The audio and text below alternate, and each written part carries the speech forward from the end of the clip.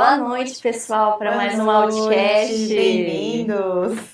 Estamos aqui com duas mamães atípicas muito queridas. Sejam bem-vindas, Obrigada.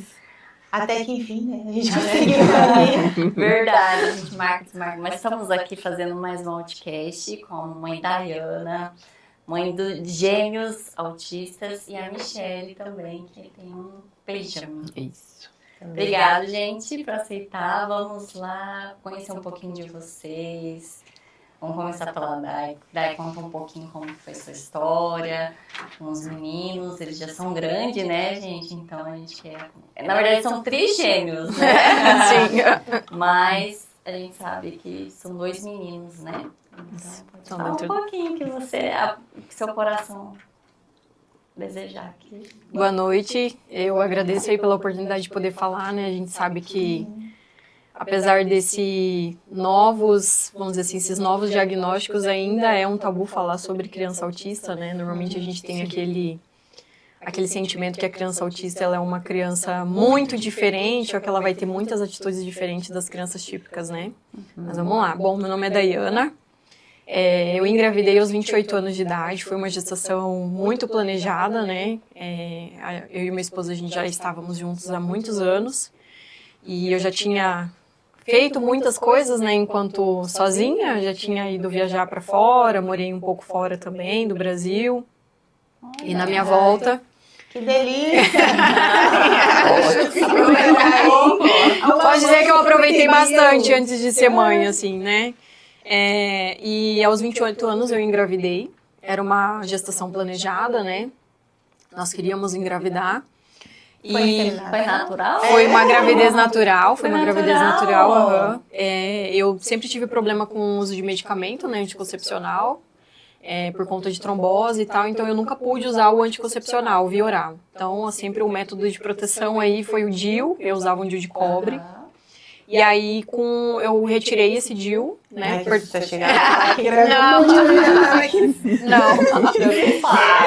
E aí, foi muito engraçado, porque com 10 dias que eu tinha tirado o DIU, eu engravidei.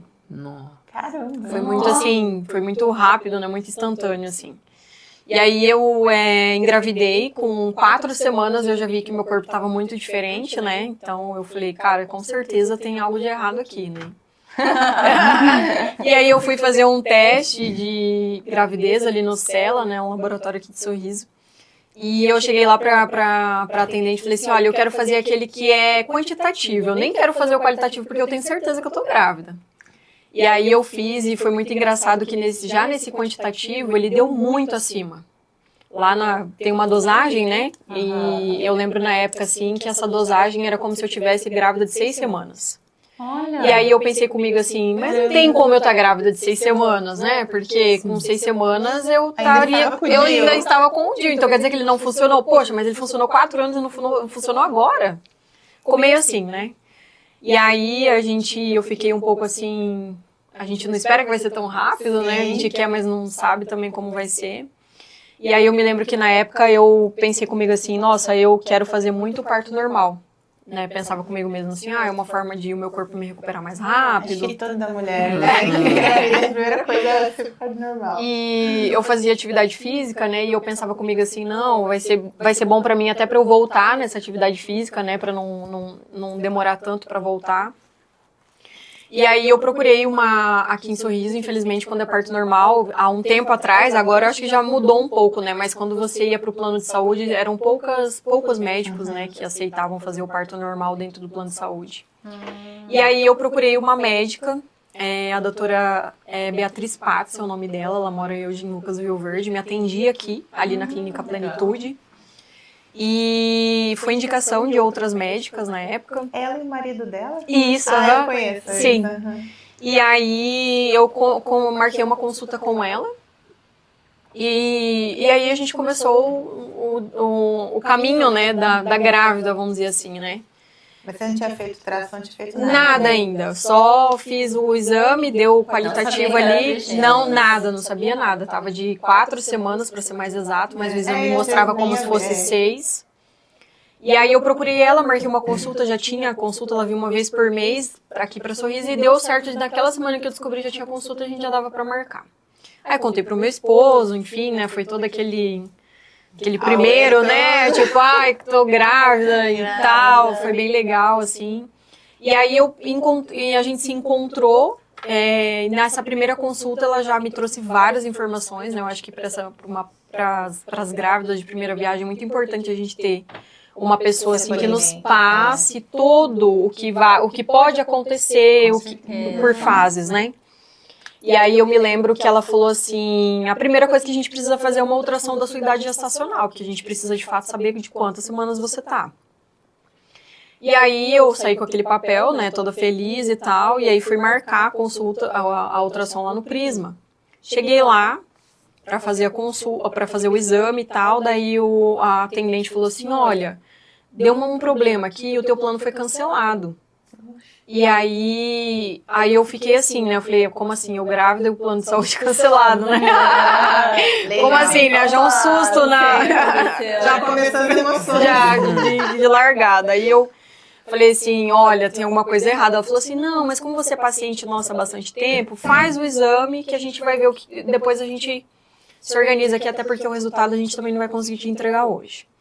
E aí eu entrei para dentro dessa sala de ultrassom, né, um pouco apreensiva, né, porque estava ali grávida das primeiras semanas e tal. E aí meio assim, sem entender o que tinha acontecido com esse plano de saúde cancelado. E aí eu me lembro que eu deitei lá na maca, né, e aí a doutora Fernanda Piccoli, que fez essa primeira ultrassom, que ela trabalhava no Prisma ainda.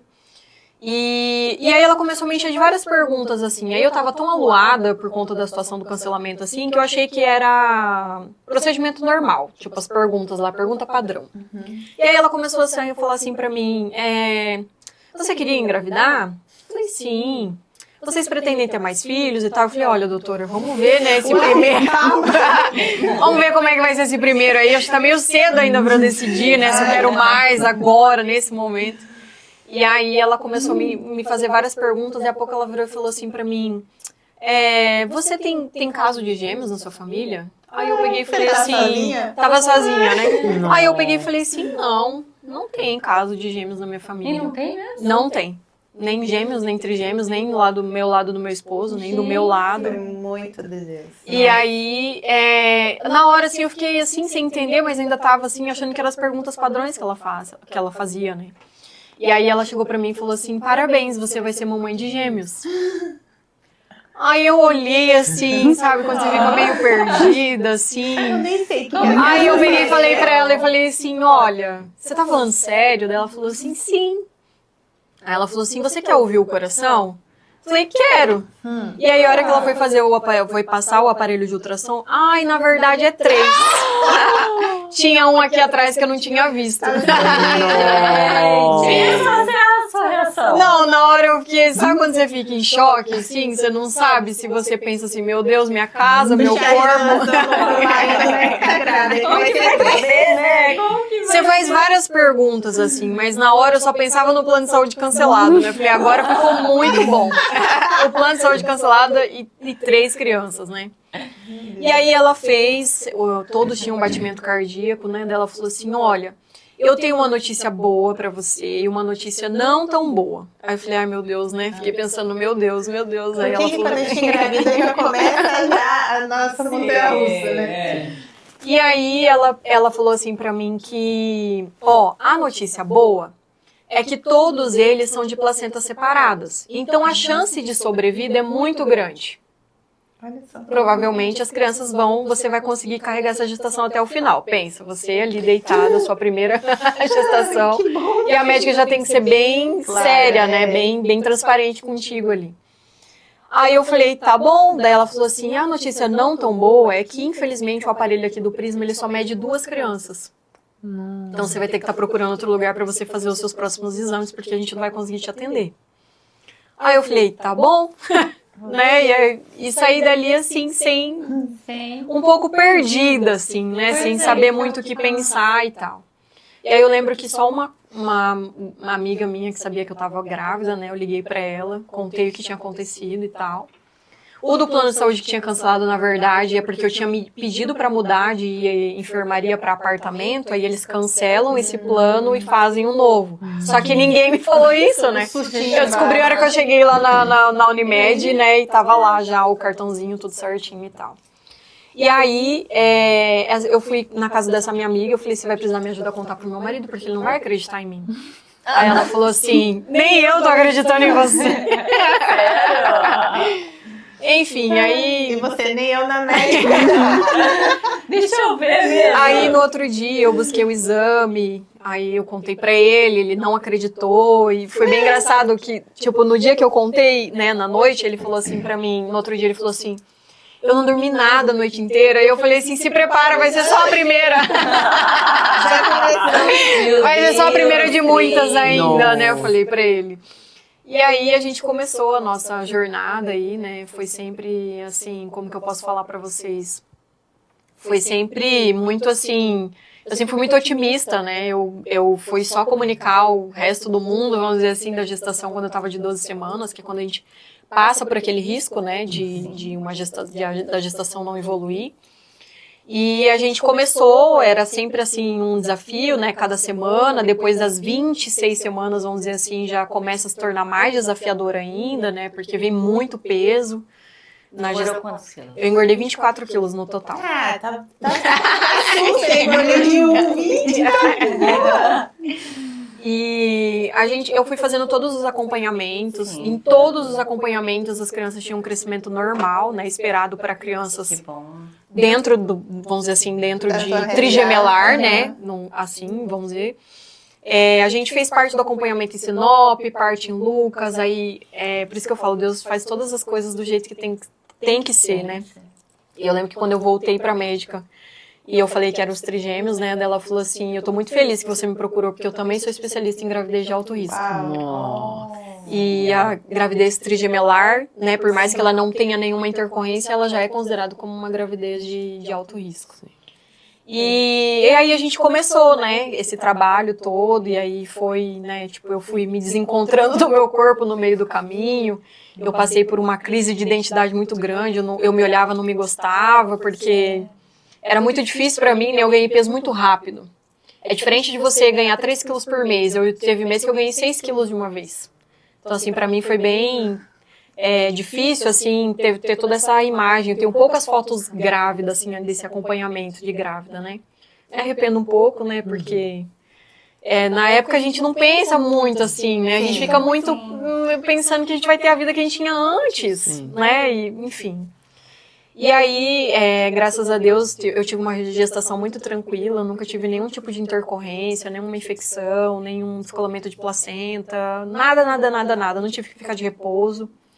Você já Treinei até as 26 semanas, que foi quando ela permitiu. Foi. A médica só permitiu até as 26 semanas, aí depois das 26 ela falou, não, já deu, né? Você já conseguiu provar pra todo mundo que você consegue. Agora vamos ficar tranquila, né? Vamos ficar em casa e tal, mas era bem difícil pra mim, porque eu sempre fui uma pessoa muito ativa, né? E aí, com as 26 semanas, a gente foi fazendo todo esse acompanhamento com eles. Aí, eu fiz todas as morfológicas, eles tiveram todas as medidas, tudo certinho do que se esperava. E aí, a partir da 30ª semana ali, aí a gente começa a viver uma semana de cada vez, né? O que vai acontecer agora, né? E aí, foi indo muito tranquilo. Eu trabalhei até... Eles nasceram numa segunda-feira, eu trabalhei até na sexta-feira. Aí na segunda eu entrei com o meu atestado, já licença maternidade, tudo ao mesmo tempo, né? Eles nasceram em Lucas, eles nasceram de 35 semanas, o Heitor nasceu com 2.340, o Cauê com 2.310 e a Antonella com 945. E aí, tipo, nasceram bem grandes, assim, por serem prematuros, né? O Heitor nasceu com 46,5, o outro com 45 e a Antonella um pouquinho menos, com 43 ali. Eles não tiveram nenhum tipo de intercorrência ali na UTI, eles só foram por conta do peso e porque os meninos tiveram um leve desconforto para respirar. E aí a gente foi cesárea, né? Até eu lembro a médica falando bem assim para mim, olha, se fosse 2 e você fosse muito parceira, a gente ia tentar o parto normal. Mais 3, não, né? Aí eu olhei pra ela, não. Amiga, eu não fui parceira. Nossa, só os berros, não. E aí o Cauê, né, ele tava pélvico, né, ele tava sentadinho na barriga, e aí por conta dele até a gente não conseguiria ter um parto normal mesmo. Sim. No dia do nascimento dos meninos, né, a gente tá cheia de hormônio, né, meu Deus, a gente se sente linda, maravilhosa, e tá sendo assim adulada por todo mundo, e é muito legal, aquela emoção, um monte de coisa ao mesmo tempo. E aí no dia do nascimento, na hora lá do nascimento, eles nasceram às 3h30 da tarde, era pra eles nascer 1h30, daí teve um problema por conta da UTI, porque lá em Lucas, no Hospital São Lucas, né, ele atende tanto o SUS quanto a iniciativa privada. Não sei como é hoje, mas eu acredito que seja do mesmo jeito. Ainda é. E na época aqui em Sorriso não tinha UTI, só tinha 2 no regional. E mais 2 lá em Sinop. Eu falei, não tem como nascer aqui, porque como que a mãe vai fazer pra ficar com 2 crianças num lugar? Não tem como, é impossível. E aí nós fomos pra Lucas, né, eles ficaram daí 7 dias na UTI lá. Daí eles tiveram icterícia, né, aí fizeram a avaliação de bilirrubina, tudo certinho. Tipo assim, ali durante o nascimento foi tudo tranquilo. A única intercorrência que a gente teve foi com o Cauê, que por conta que ele estava pélvico, eu me lembro bem que era assim. A Antonella estava bem aqui em cima do meu estômago, vamos dizer assim, e junto com ela estava o Heitor, que já estava encaixadinho. Então a cabecinha dela estava bem encostadinha ali no ombro do Heitor. E o Cauê estava do outro lado, totalmente sozinho, lá, ele tinha um espaço bem maior e tal. Só que o que aconteceu? Eles estavam planejando meu parto, e aí? O Heitor estava com a Antonella, então o que eles pensaram? Na hora que a gente tirar o Heitor, a Antonella já vai descer junto. E eles não previram, e na verdade, na hora que eles tiraram o Heitor, o Cauê escorregou também. Nossa. E daí eles não se prepararam para o Cauê, vamos dizer assim, né? Que a gente sabe que são coisas que podem acontecer. E aí, na hora de tirar o Cauê, fraturou o fêmur dele. E aí já começou o desafio da mãe, né?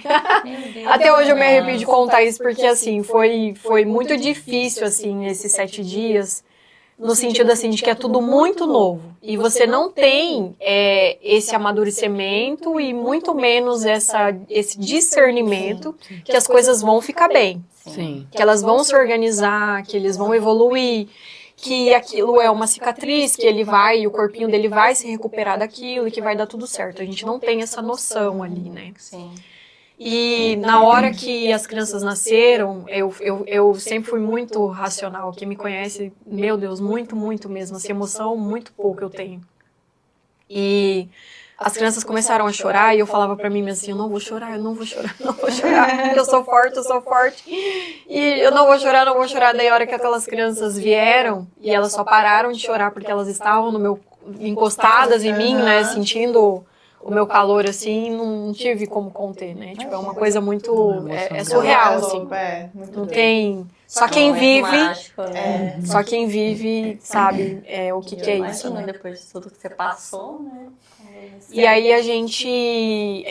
eu lembro que daí, por conta de toda a situação do parto, do tamanho do corte, do tamanho do meu útero que ficou, enfim, eu fui para uma sala de descanso para esperar um pouco essa anestesia passar, porque eu não podia me levantar, não podia fazer absolutamente nada, tinha que esperar, né? Aí eu até perguntei para outras mães, como que é, né? Vocês que tiveram cesárea com uma criança só, como é que e a criança nasce no tempo que tem que nascer, como é que é? Não, a gente vai pro quarto e, né, fica ali com a criança. Não sei, eu falei, eu não tive isso, né? Eu só tirei a foto ali, eles já fizeram toda a limpeza das crianças e já levaram pra UTI. E aí daí eu fiquei nessa sala de descanso 4 horas, eu tinha contratado uma doula para me ajudar na amamentação, e ela me acompanhou no parto também. E ela ficou comigo nessas 4 horas, e ela falava bem assim pra mim, tenta descansar. É a Carla? A Carla. Ela foi a minha doula também. Maravilhosa, muito, muito querida. E aí ela falou assim, olha, fica aqui, descansa um pouco, né, daqui a pouco você vai ter as atualizações aí de como vai estar as crianças, né, e tal. E eu fui pra essa sala, fiquei lá, daí não podia tomar água, aí volta e meia ela molhava a minha boca assim, era entre dormia e acordava, assim, era um negócio bem estranho, assim.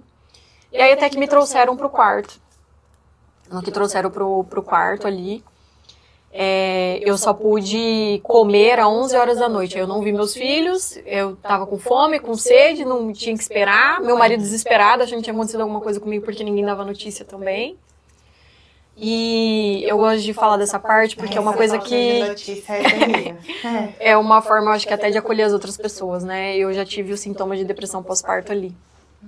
Você teve? Porque naquele momento que eu tava deitada ali, é o vazio, né? Sim. Tira tudo de você. Tipo assim, eu tinha 3 crianças que estavam processando hormônio dentro de mim. De repente tirou tudo e foi assim. E eu tive uma sensação muito ruim, assim, pesada, escura, sabe? Um negócio assim que é difícil explicar, mas talvez quem já passou vai entender um pouco melhor isso, sabe? Mas era assim, eu lembro que eu tava deitada assim e começou a me dar uma tristeza muito profunda, assim, um negócio muito ruim. Sabe, assim, um negócio muito...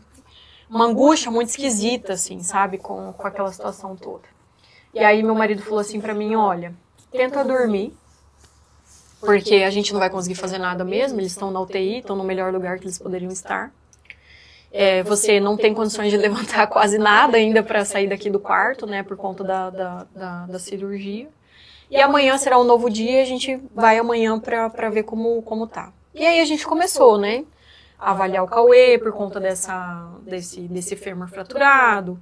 Aí eu ainda não tinha leite, aí de repente o leite desceu, empedrou tudo o peito, aí aquela situação toda, e aí você não sabe o que faz, se tira o leite. Aí a cada 3 horas eu ia na UTI para amamentar, daí eles só iam sair da UTI se eles pegassem o peito. E aí uma hora pegava, outra hora não pegava, e a mãe ficava igual uma doida, não sabia o que ela fazia. Ia pra UTI, aí dava peito pra um, aí um não pegava, ia no outro, o outro não pegava, aí a terceira não pegava, e assim a gente ia, era um misto de um monte de coisa ao mesmo tempo, assim, sabe? E sempre nas orações, Deus me ajuda, porque eu sozinha na minha força humana não vou conseguir. E aí vencemos esses 7 dias de UTI, e eu só pensava comigo assim, eu preciso levar eles para casa, porque eu preciso dar um apoio pro Cauê, porque a gente, infelizmente, lá no hospital não tinha um ortopediatra, que era o que a gente precisava para olhar esse fêmur do Cauê. A gente até tentou remover ele, né, tipo, via UTI móvel, levar ele para Cuiabá, que era o médico que tinha especialista lá. Só que a Unimed não autorizou na época, e a médica também, plantonista da UTI, ela não autorizou, ela falou que era muito arriscado. Falei, tudo bem, então vamos esperar, tem coisa que a gente também tem que aceitar. E aí a gente levou ele para Cuiabá, fez ali a imobilização dessa perninha, desse quadril, né, para evitar muito esses espasmos que eles têm nos primeiros dias ali. E foi tudo bem, com 10 dias já estava criado o calo ósseo que a gente fala, né, em volta ali, então é muito rápido neles, assim. A gente foi pra casa, a gente começou a se conectar, né, assim, e tentar entender um pouco todo mundo, o cenário, ao mesmo tempo, e não sei o quê, e você, na sua cabeça você acha que vai dar tudo certo, que você tá preparada, e de repente começa a acontecer um monte de coisa, você não tá preparado, enfim. E aí a gente foi vivendo um momento de cada vez, né. E eles foram tendo desenvolvimento dentro do esperado, sentaram no momento certo, tiveram a firmeza da cervical no momento certo também, começaram a engatinhar no tempo certo. Engraçado, que é aí que eu comecei a perceber que eu ficava na dúvida se meu filho tinha autismo ou não. Porque justamente assim, ele não se encaixava em nada. Todo mundo que o filho tem o autismo, eu percebo isso, que grande maioria consegue chegar nos marcos, né, de desenvolvimento. E o meu filho nunca chegava, né, ele estava sempre atrasado. E eu falava, gente, não é autismo, não é autismo. Mas... E aí a gente até conseguir descobrir, ele já estava com 8 anos de idade. Olha só. Foram 8 anos de muita luta ali para tentar entender o que ele tinha. E eu ali sempre perguntando para os neuro e todo mundo que atendia ele o que poderia ser, até que a gente descobriu. Mas eu nunca consegui entender porque meu filho não encaixava no perfil de autismo, né? Assim, Sim. Hoje eu consigo ver, né, que ele tem muitas características, mas eu ficava muito preocupada, né? Do porquê que eu não conseguia conversar com uma mãe que o filho era autista e não andava com 5 anos. Não tinha, não encontrava. Né? E assim a gente foi seguindo a vida. Graças a Deus a gente sabe o que ele tem. É tão bom a gente ter um diagnóstico, gente. É libertador, né? É muito libertador. Muito, muito, muito, muito. Eu acredito que vocês, quando começaram a ver alguma dificuldade no filho de vocês e depois veio a diagnóstico de primeiro, obviamente, é terrível. Sim. Mas também é libertador saber o que está acontecendo, né? Com certeza. E eu lembro que a gente, até os 2 aninhos de idade deles, a gente sempre teve esse acompanhamento da pediatra, né? E crescimento normal, peso normal, tá fazendo tal coisa já, não tá fazendo tal coisa, tá fazendo já Eles também. nem fizeram terapia por ser prematuros? Não, a única coisa que o Cauê precisou fazer foi por conta do encefalo, né, da cabecinha dele, Fechou. que ficou muito, por conta do jeito que ele ficou na barriga, ficou muito apertadinha, então ela ficou muito, sabe, frontalzinha, assim que a gente fala. Aí a gente fez um tratamento de osteopatia com ele, foram 3 sessões só e já ficou tudo certo, não teve mais sinais de nada. E aí, vamos lá, né? Vamos pro diagnóstico. Ah, Dayana, como que você... né? Até agora você contou a parte bonita, né? A parte assim, né? Que foi tudo lindo. Vixe Maria. Ali perto dos 2 anos de idade, a gente fazia esse acompanhamento com a pediatra e uma vez eu questionei ela. Falei assim, olha, eles ainda não falam, os meninos. Com 2 anos, eles não balbuciam, né? A Mana já tentava falar muitas coisas e eles nada, assim, sabe? E aí todo mundo que a gente conversa, que menino sempre é mais atrasado. Que menino é mais... Esse papo a gente tem que parar com isso. Que o menino sempre é mais devagar, não sei o quê. E aí imagina, eu mãe de primeira viagem, com 3. Eu ia me comparar com quem? Com a irmã, não tinha com quem eu me comparar, né?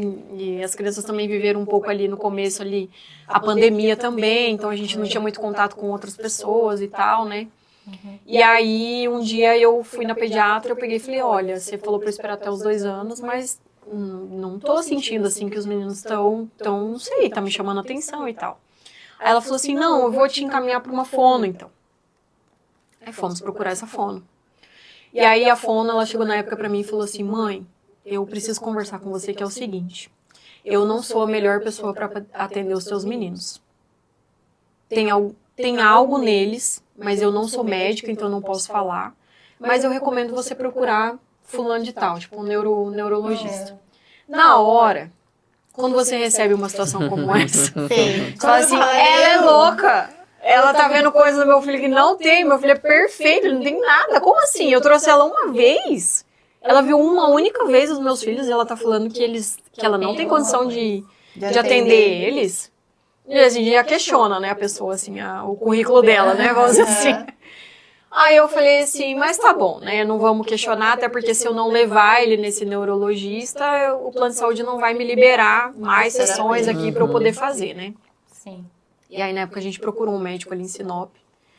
E aí, os meninos, assim, sempre muito agitados, mas a gente que já vivia desse jeito, pra nós aquilo era normal, aquela criança naquela agitação inteira lá dela, né?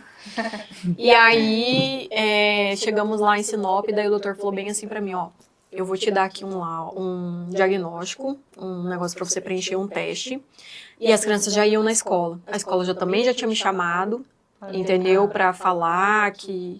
alguma coisa de errado eles tinham, assim, que colocavam as mãozinhas no ouvido, né, e tal. Fiz todos os exames que você imaginar, físicos, de sangue, aquele Bera, tudo que você imaginar, isso daí nós fizemos tudo para descartar todas essas possibilidades de perda auditiva. Quando você chamava, eles não olhavam? Até então, a gente acha que tá tudo... É normal isso aí, entendeu? Você falar com a criança e a criança não dá atenção pra você é normal. Você achava que... Assim, acho que não se entenderam quem é quem ainda, né? A mãe tá chamando... Você chama errado, E aí, a gente fez esses testes. Eu tinha uma babá que me ajudava na época. Ela fez comigo, né, o teste. Eu e meu esposo, a gente fez também para avaliar os meninos. E a escola também fez um. Voltamos ali com 30 dias nesse médico. Aí ele pegou e falou assim para mim, mãe, eu vou laudar os teus filhos, tá, dentro do espectro autista. Porque senão eles não vão ter condições de ter acesso às terapias que eles precisam. Na hora, você nem sabe o que responder.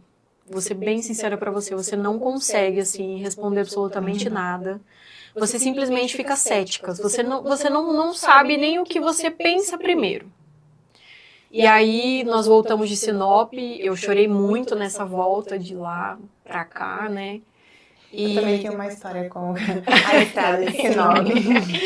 E eu cheguei em casa e a gente colocou as crianças pra dormir e tal, e foi eu e meu esposo pra conversar, e aí eu só falava assim, pra ele assim, você tem noção que talvez eles nunca vão ir pra faculdade, eles nunca vão casar. A gente já vai pro... Tipo assim, eu nunca vou conseguir proteger eles totalmente. Eles não vão estar aqui a vida inteira. Como que eu vou fazer, Alex? Eu falava pra ele. São 3 filhos. Sim. E naquela noite, assim, eu lembro que na minha oração eu falava assim, poxa Deus, o Senhor já me mandou 3. Que já é um trabalho, assim, enorme. E aí 2 o Senhor já me manda que vai depender de mim a vida inteira. Por que Deus pra mim? Esse porque Deus é o clássico, né? Porque eu, porque meus filhos. E depois depois de muito tempo, claro, né, eu me arrependi muito dessas perguntas, porque a gente começa a entender o propósito da gente, né? Porque ele escolheu a gente, né? Mas é humano, gente. Eu acho que todos passam por essa fase. Não tem como não perguntar. Né? Então não se culpe de ter feito isso. E eu falava muito assim, poxa Deus, tem tanta gente com mais condição financeira, com mais condição psicológica, sabe? Com mais condições qualquer coisa. Eu falava assim, Deus, tem tantas pessoas que eu encontro que falavam que o sonho delas era ter trigêmeos, o meu sonho nunca foi ser ter trigêmeos. E Mas ele escolheu. isso. E aí a gente começou a fazer a correr atrás das terapias, né? Uma pessoa que apareceu na minha vida foi a Aline, da Andari. Eu sou muito grata a ela, assim, porque ela teve comigo, assim, nos piores dias, assim, que uma mãe pode ter. Desse momento, assim, de você estar nessa escuridão, de você não ter, assim... Você não ter aquele sentimento, aquela luz assim, Deus, o que vai acontecer? Você vai na internet, só tem coisa horrível. É verdade. De criança dependente. E a gente, querendo ou não, tem um estigma, né? Eu tinha, pelo menos, que a criança autista era qual? Aquela que fica batendo na parede, lambe o chão, se bate, machuca os outros. A gente não tem aquela percepção da criança que venceu, que apesar das dificuldades que ela teve, ela fez terapia, a terapia evoluiu, ela conseguiu conviver nesse mundo que a gente vive hoje, que é louco, entendeu? E mesmo assim, vou te falar, pelo menos falando por mim, mesmo assim, quando a gente recebe um diagnóstico e aparece um médico e fala, calma, ele vai fazer terapia, ele vai desenvolver e tal. Mesmo assim, você a gente não acredita. Não acredita. Entendeu? Não, quanto é importante ter esses profissionais, assim, que quando você recebe o diagnóstico, eles te pegam, assim, e te orientam da melhor forma. E a gente foi indo, né, nas terapias, então o primeiro lugar que eles receberam atendimento foi na Andari, né, então no começo é aquela carga pesadíssima, né, tantas horas de TO, tantas horas de psicóloga, tantas horas de fonoaudiologia, tantas horas de não sei o quê, e a mãe fica desesperada, né? Meu Deus, e agora? E eu sempre trabalhei, falava, e agora quem que vai carregar esses meninos pra baixo e pra cima? E não sei o quê, e vai. E a Mana também, aqui, vamos ir lá, e não sei o quê. E a gente foi indo, e aí teve profissionais que não foram tão bons, né? Que não cabe a gente falar também, mas que a gente também aprende com eles, né? De como não fazer. E aprende a selecionar já isso. E aí as crianças começaram com a tia Ju, que é a fono hoje deles, que eu amo ela demais, assim. Ela é uma pessoa maravilhosa. Ela me ajuda muito, assim, ela é muito mais que uma fono pra mim, ela sabe disso, os meninos são apaixonados, eu sempre falo pra ela assim, né, eles amam você do jeito deles. Onde que ela atende? Hoje ela tem uma clínica, né, dela, que ela atende ali no Alliance Medical Center, mas antes ela atendia lá no IOP Beltrame, foi quando a gente conheceu ela ali em 2023, e desde então a gente tá com ela, né, os meninos, assim, amam a tia Ju, assim, falam da tia Ju em casa, sabe? Né? E a gente, assim, tem evoluído muito. Então, assim, hoje, quando eu olho pra trás, lá atrás, quando os meninos foram diagnosticados com 2 anos e 3 meses, e hoje, se alguém me falasse, eu nunca ia acreditar. nessa evolução que eles tiveram, sabe, assim, nesse ganho, assim, gigantesco. Por exemplo, você questionou assim, mas você nunca viu nenhum comportamento diferente? Não via. Pra mim, eu não tenho vergonha de falar, pra mim era a ausência da fala foi o que me incomodou. As outras coisas eu comecei a observar depois. O baixo contato visual, não presta atenção no que a gente fala, mas não é que não escuta, é que não é importante o que a gente está falando. Não conseguia fazer atividade simples, né? Por exemplo, assim, comando simples. Cauê, pega essa escova aqui e coloca em tal lugar. Não tinha, né? Essa agitação deles enorme que eles tinham ali, a gente achava que era normal e não era normal, entendeu? E aí, com 3 anos e meio só, depois de 1 ano e pouco, mais ou menos, eles fazendo terapia, eu sempre fui muito resistente com o remédio, tá?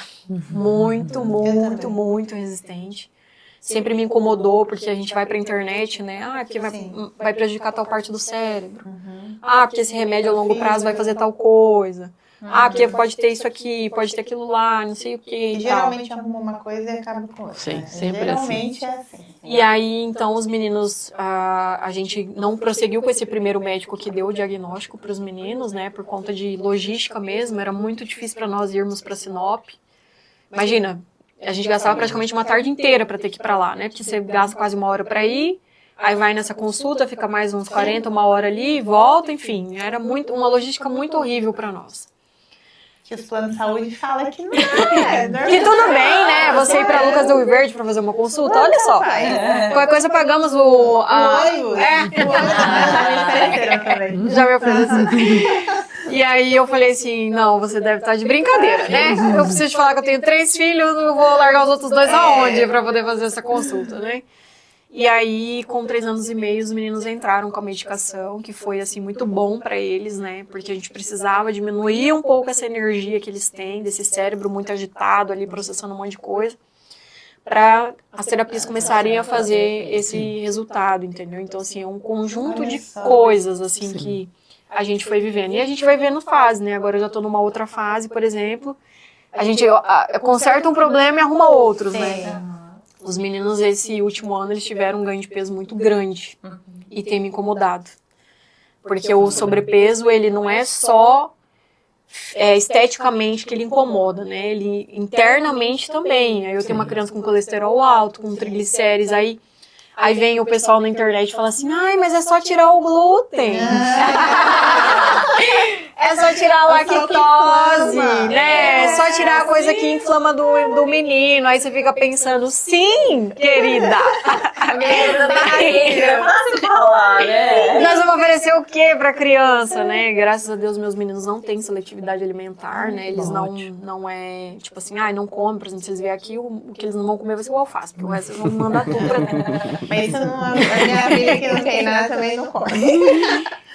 Só que não é tão simples, né? Quando você pensa em fazer uma dieta aí, 0 glúten, 0 lactose, né? Ou 0 açúcar, por exemplo, é uma casa inteira que você precisa modificar. E eu tô trabalhando com 5 pessoas, né? Eu, meu marido, as 3 crianças, porque a Mana não tem nada, então ela não vai entender que ela não pode comer um pão francês. Sim, Ou ela come o pão francês e os manos não podem comer por quê? Sim. Sim. E vai comer separado de jeito. Sim. Eu também lá em casa passei por isso. Então, assim, a gente tá tentando aí, né, nesse meio do caminho, aí agora... Tem várias fases, né?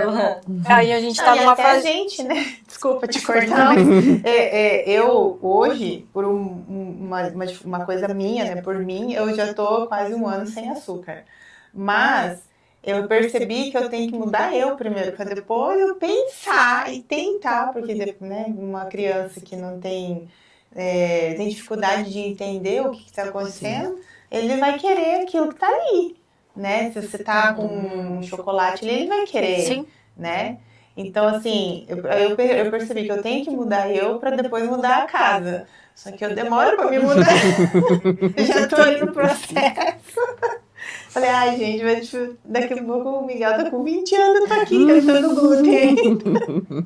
Não, não dá não, gente, é difícil. Né? Não é fácil mudar os hábitos. A gente tá nessa fase agora desse medicamento, né, que tá sendo muito bom pro desenvolvimento deles, mas tá me trazendo esses efeitos colaterais que eu tô tentando processar também.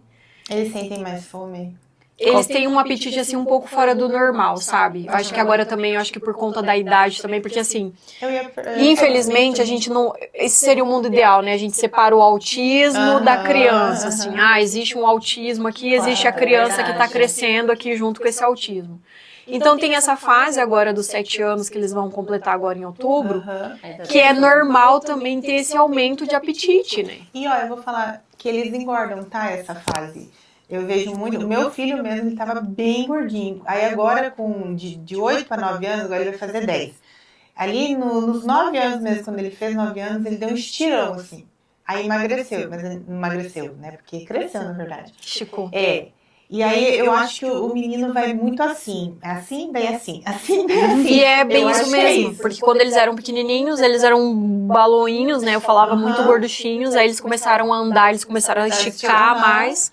E aí eles foram ficando mais assim, mais varetinhas, vamos dizer assim. Aí depois eles encorparam um pouquinho e agora eles estão bem rechonchudos, assim, né? Bem de apertar mesmo, assim. Sim. Mas é que, como eu disse, né? Como a gente tá aprendendo também, a gente fica nesse desafio, né? E eu lembro que a Júlia, né? Que é a neuro que acompanha os meninos, ela falou assim, Dai, hoje, o medicamento que eles tomam, que é o Risperidona, é o melhor que eu tenho pro cenário que eles estão. Porque, assim, também um outro ponto muito legal dos meninos é que eles nunca tiveram dificuldade para dormir. Dorme uma noite inteira Nossa. tranquilamente, entendeu? Daí ela falou assim, às vezes eu tenho medo de inserir uma outra medicação pra eles, pra gente resolver essa situação do peso. Só que daí eu vou ter outros efeitos colaterais. Aí será que você vai estar preparada pra isso, né? Até ela falou assim, eu sei, você nunca me falou, mas eu sei que você tem resistência com medicamento. Aí eu falei, sim, porque ela, até quando ela foi dosar esse medicamento, eu nunca dei tudo que ela me recomendou. Eu sempre dei um pouco menos porque eu fiquei preocupada. E você já pensou em esporte, alguma coisa assim? Claro que eu pensei. Foi uma pergunta que eu recebo muito, assim, né? Ai, daí você não pensa em colocar eles numa atividade física? Fala assim, olha, é o sonho, entendeu? É o meu sonho eu poder ofertar todas as possibilidades para eles, mas vamos pro meu cenário, né? Como eu vivo hoje, né? Eu tenho um marido, o meu marido ele tem um emprego onde ele viaja muito, então até eu sempre brinco, né? No mês de maio agora, de 30 dias no mês, ele viajou 22. Meu Deus. Então a mãe, ela se vira, assim, né?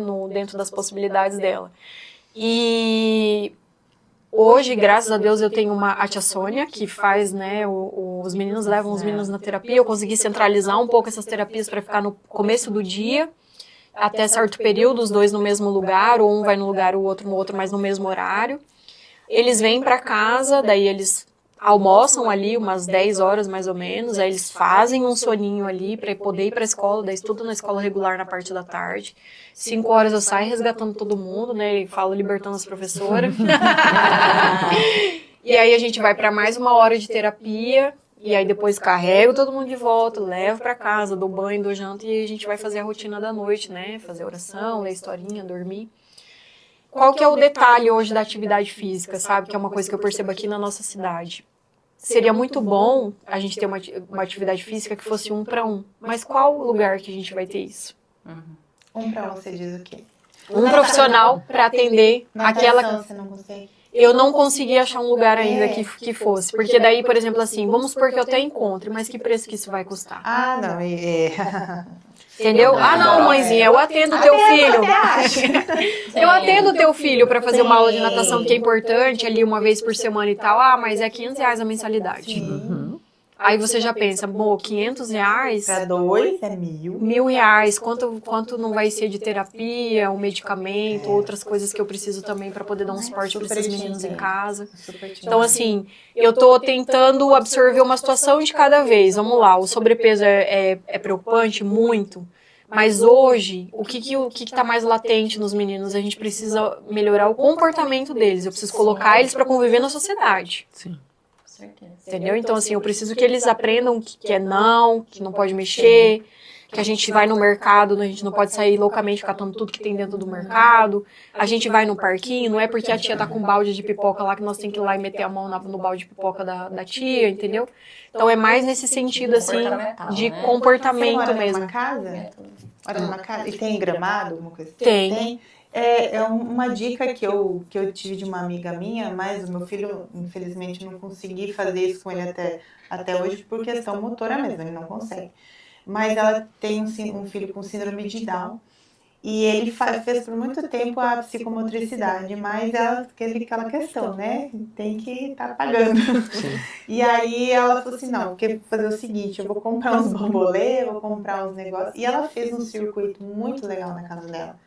E ela fazia ele fazer um pouquinho todos os dias, né? Só para até mesmo para divertir a outra, que era pequenininha também dela, que não tinha nada, fazia também, então acabava que virava uma coisa assim, uma Bem dinâmica, exatamente, uma dinâmica bem lúdica para os dois. Que legal.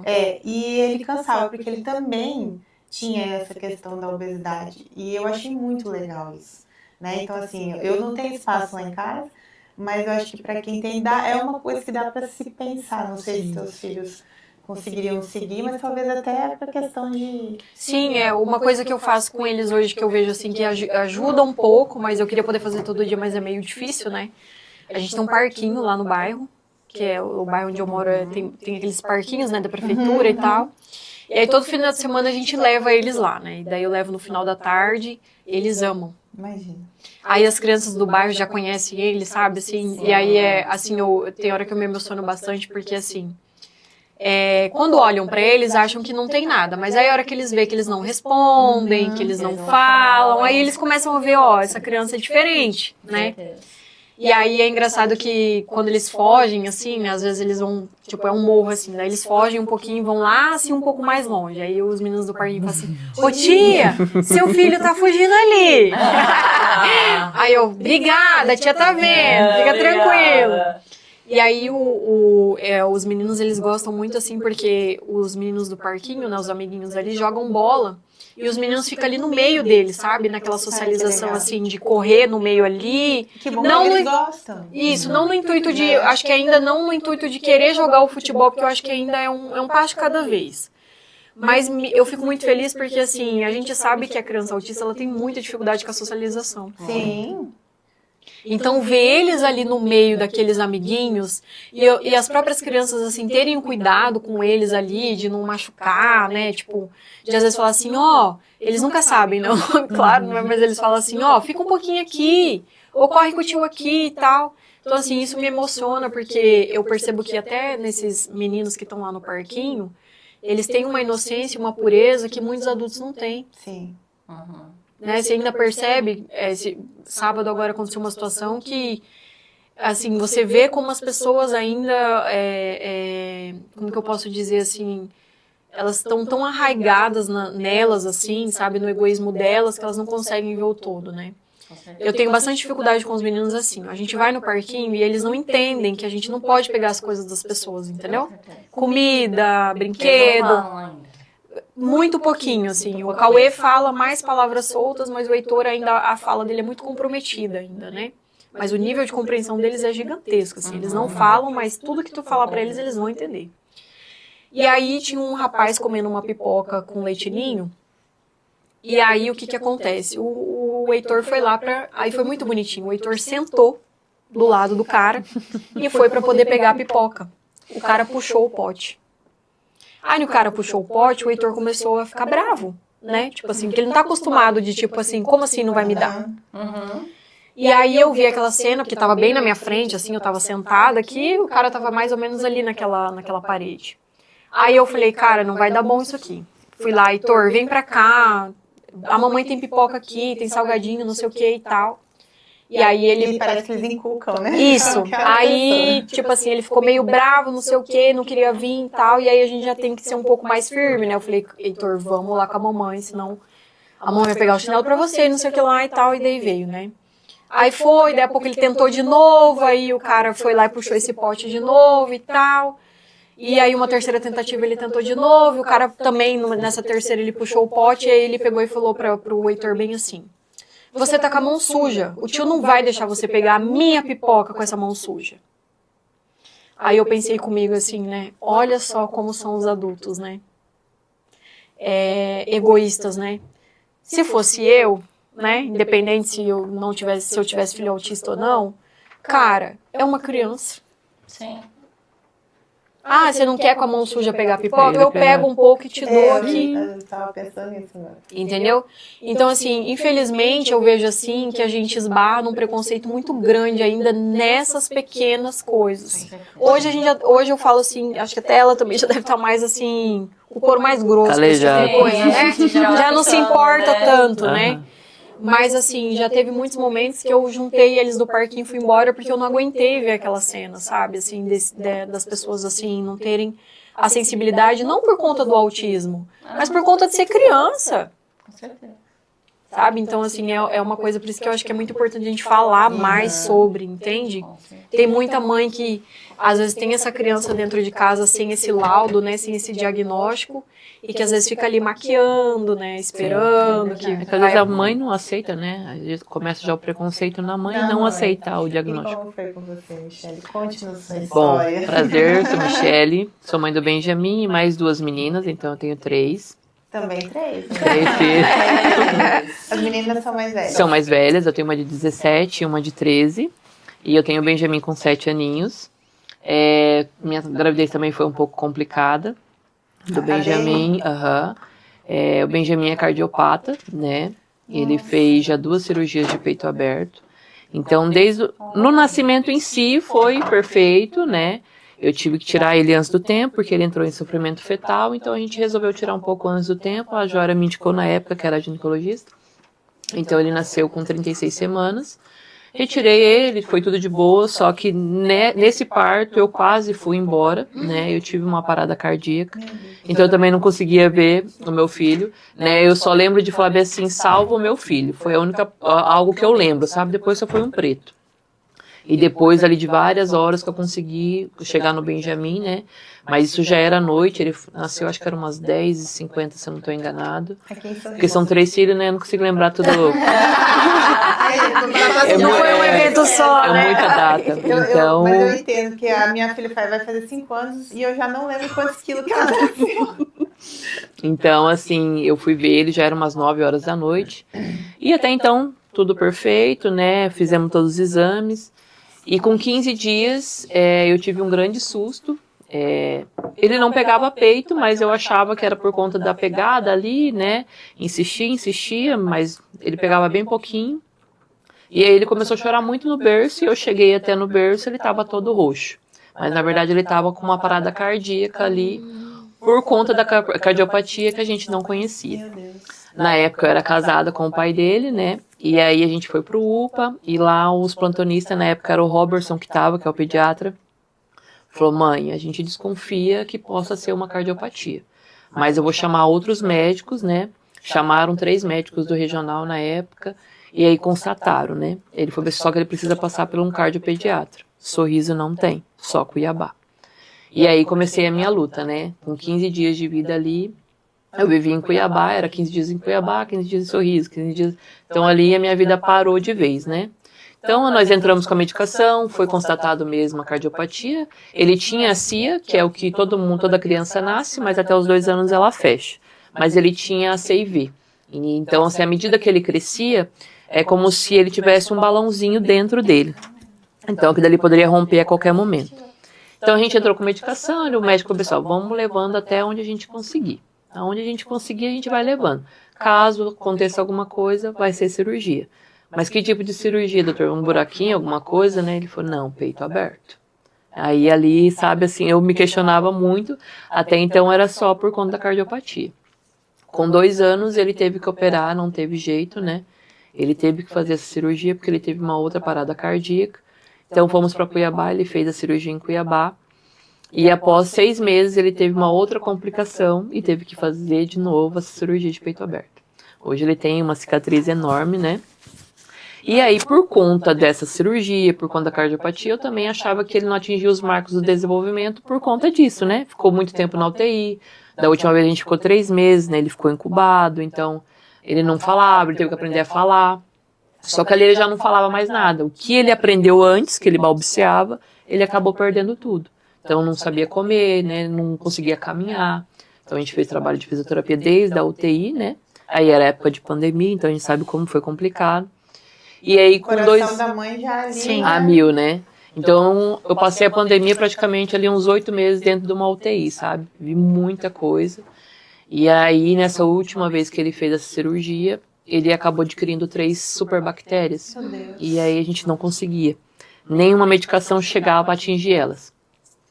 E aí eu sozinho em Cuiabá, o médico chegou pra mim e falou assim, mãe, agora é um milagre. Pede pra Deus. Os médicos deu 3% de chance de vida pra ele. Meu Deus. 3% de chance de vida. Ele falou assim, agora ajoelha e pede pra Deus. E aí eu lembro que eu fui na capela e falei pra Deus, Deus, se for pra ser meu, o senhor faça ele acordar agora, o senhor leva, porque eu não aguento mais. Eu já tava assim num limite, sabe, muito assim. E aí você sem rede de apoio, suas outras filhas aqui, então você não sabe. Meu mundo desmoronou naquele momento. E aí eu lembro que 24 horas depois ele acordou. Ele puxando os tubos. E aí falou, mamãe, né? E ali os médicos falaram assim, não, a gente não pode arrancar esse aparelho porque precisa de médico disso, médico daquilo. E ele tentando ali, sabe, naquele desespero. Aí eu lembro que a enfermeira falou, mãe, você me dá autorização? Porque elas não podem, né? Eu falei, dou. E aí ela abaixaram, tiraram ele. E aí eu pude pegar no meu filho, sabe? Eu não podia tocar nele. Fiquei por 3 meses sem poder tocar, eu só ficava do lado dele no hospital. Então, assim, foi uma luta muito grande, porque eu achei que ali eu ia perder meu filho.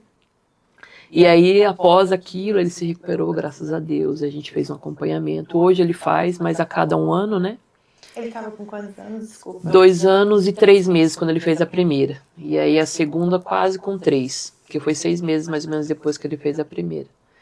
E assim, eu falo que o Benjamin é guerreiro desde a barriga, né? Ele já veio desde a barriga.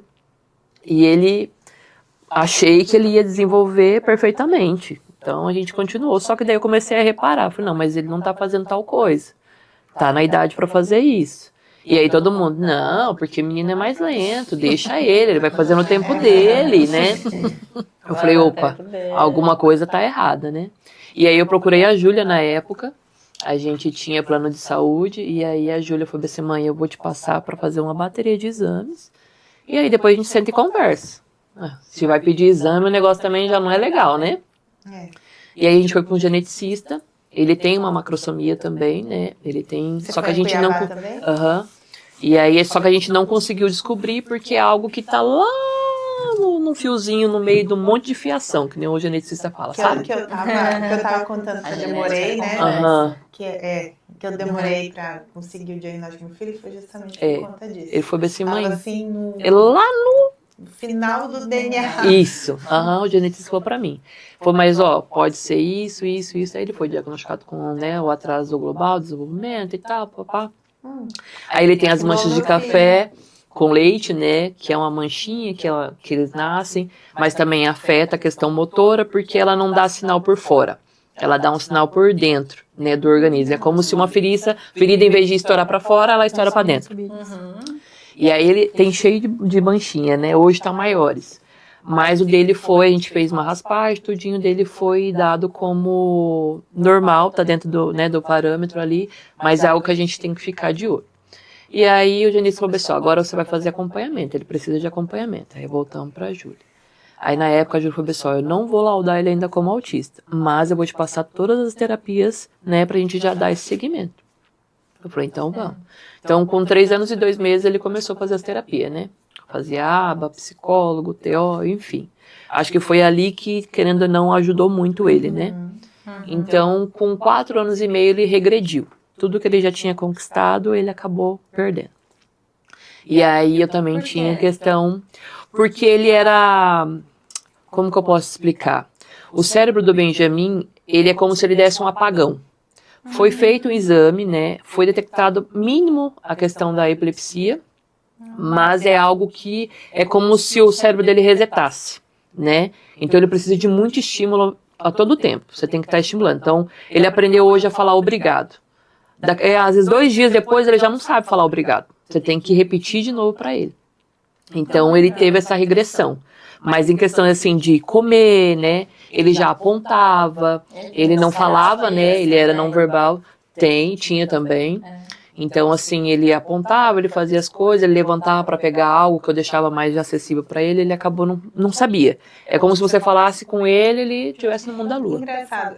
Você também pensou igual eu pensei? Será que meu filho é autista mesmo? Sim, sim. Aí eu ficava, não me aceitava aquilo, mas eu sabia que ele Porque tinha que... a gente não se acha vamos dizer assim, na tribo ali, a gente não acha ninguém que é igual ao nosso Não, filho. porque que nem a gente pensa o lado ruim, né? A gente vai colocar aquela criança que bate a cabeça, aquela criança, só o lado ruim, né? A gente não vê uma criança com autismo funcional. Ou então aquela criança que geralmente a gente vê, né, na mídia ali, que fica colocando tudo em ordem. Isso, andando na ponta do pé. Na ponta do pé, que não olha, que não... Sim. Ou até uma criança com uma clássico, inteligência maior do que... super, assim, ó. Super dotada. Exatamente. Tem esses... falam que eles são super dotados. Falam mais que uma língua, né? Tem Sim. muita facilidade de aprender um outro idioma. Isso. Sim, Aí bem você isso. olha para os nossos filhos que tem um atraso global. Você fala É muito assim, amplo, meu né? É. Deus. Aí você olha para os nossos filhos e fala assim, mas ele não é assim, não. No seu filho é nível 3, eu olho assim. Tem 4, 5, porque eu acho que ele tá Sim. bem precisando ali de suporte. E aí foi onde eu acabei abrindo meu olho. Aí, dali em diante, eu comecei a estudar, comecei a né, entrar dentro do assunto. Falei, eu preciso conhecer esse mundo que eu tô entrando, né? E aí ele... Importantíssimo. Justamente. Muito importante, mãezinhas que estão assistindo, gente. Estudem o que seus filhos têm. Sim, Vão muito atrás, importante. por mais que a gente... E não fique só na internet. É. Gente. Vai mesmo estudar. Sim. É muito diferente do que a gente vê na internet. É, bastante. E aí eu lembro que na última consulta que eu tive com a Júlia, ela falou assim, mãe, fica tranquila, seu filho vai ser funcional. Dê tempo ao tempo, né? Mas aí eu começo a me questionar, mas meu filho vai começar a ir pra escola, meu filho isso, meu filho aquilo, eu não vou poder deixar com alguém porque não tem autonomia de ir no banheiro sozinho, não se veste, não se calça. E a gente vai se questionando, né? E aí nessa caminhada toda eu acabei entrando num processo depressivo muito grande. Sim, fora o né? medo que a gente tem, né? Porque Fora não fala o que sim. será que vai fazer o que com o meu filho lá na Então escola. eu tinha recém saído ali daquele turbilhão de coisas que era da cardiopatia dele, então eu ainda tinha uma insegurança muito grande, né, em questão a isso. Tava passando por uma separação, né? Então juntou 3 fases ali mais complicadas, sabe? Então o Fábio assim, eu não vou dar conta. Mas eu preciso dar conta, sabe? Sim. Então eu vivia num automático, mas sempre em busca de melhorar a questão do meu filho. E aí procurei outras clínicas, porque daí eu tive que... Ele saiu do plano de saúde, então eu fui para a parte, né, do SUS. Graças a Deus eu sou bem assistida hoje no SUS, ele faz praticamente tudo pelo SUS, terapias, o neuro, consegui nutricionista. Ele é atendido pelo SEMAIS ou não? Pelo IARE, lá pelo SER, e aí pelo IMAPA também, e aí hoje pela ADIM também, pela Associação ADIM também. A gente ficou sabendo que eles estão agora com uma escola, tipo Isso, escola lá, né? Que a gente E aí ele é assistido ali pelos 3. Que legal. E aí entramos com a medicação, né? Hoje o Benjamin toma várias medicações, mas a primeira foi o Risperidona. E eu falava assim, ele era um menininho bonitinho ali, dentro dos padrão, e de repente do nada também começou essa preocupação. O Benjamin engordou 35 quilos após o uso do Risperidona. Hoje ele tá com 7 anos, pesando 66 quilos.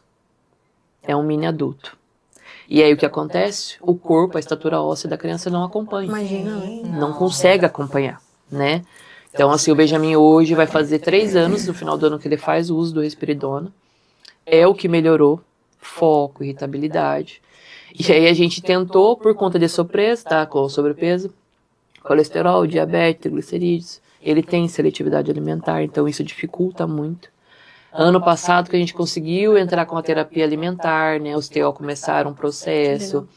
Mas às vezes só comia arroz. Era arroz no café da manhã, arroz de meio-dia, arroz de tarde, arroz de noite. Somente arroz branco. Somente. Nada mais, era só arroz. Na escola tinha que dar o arroz.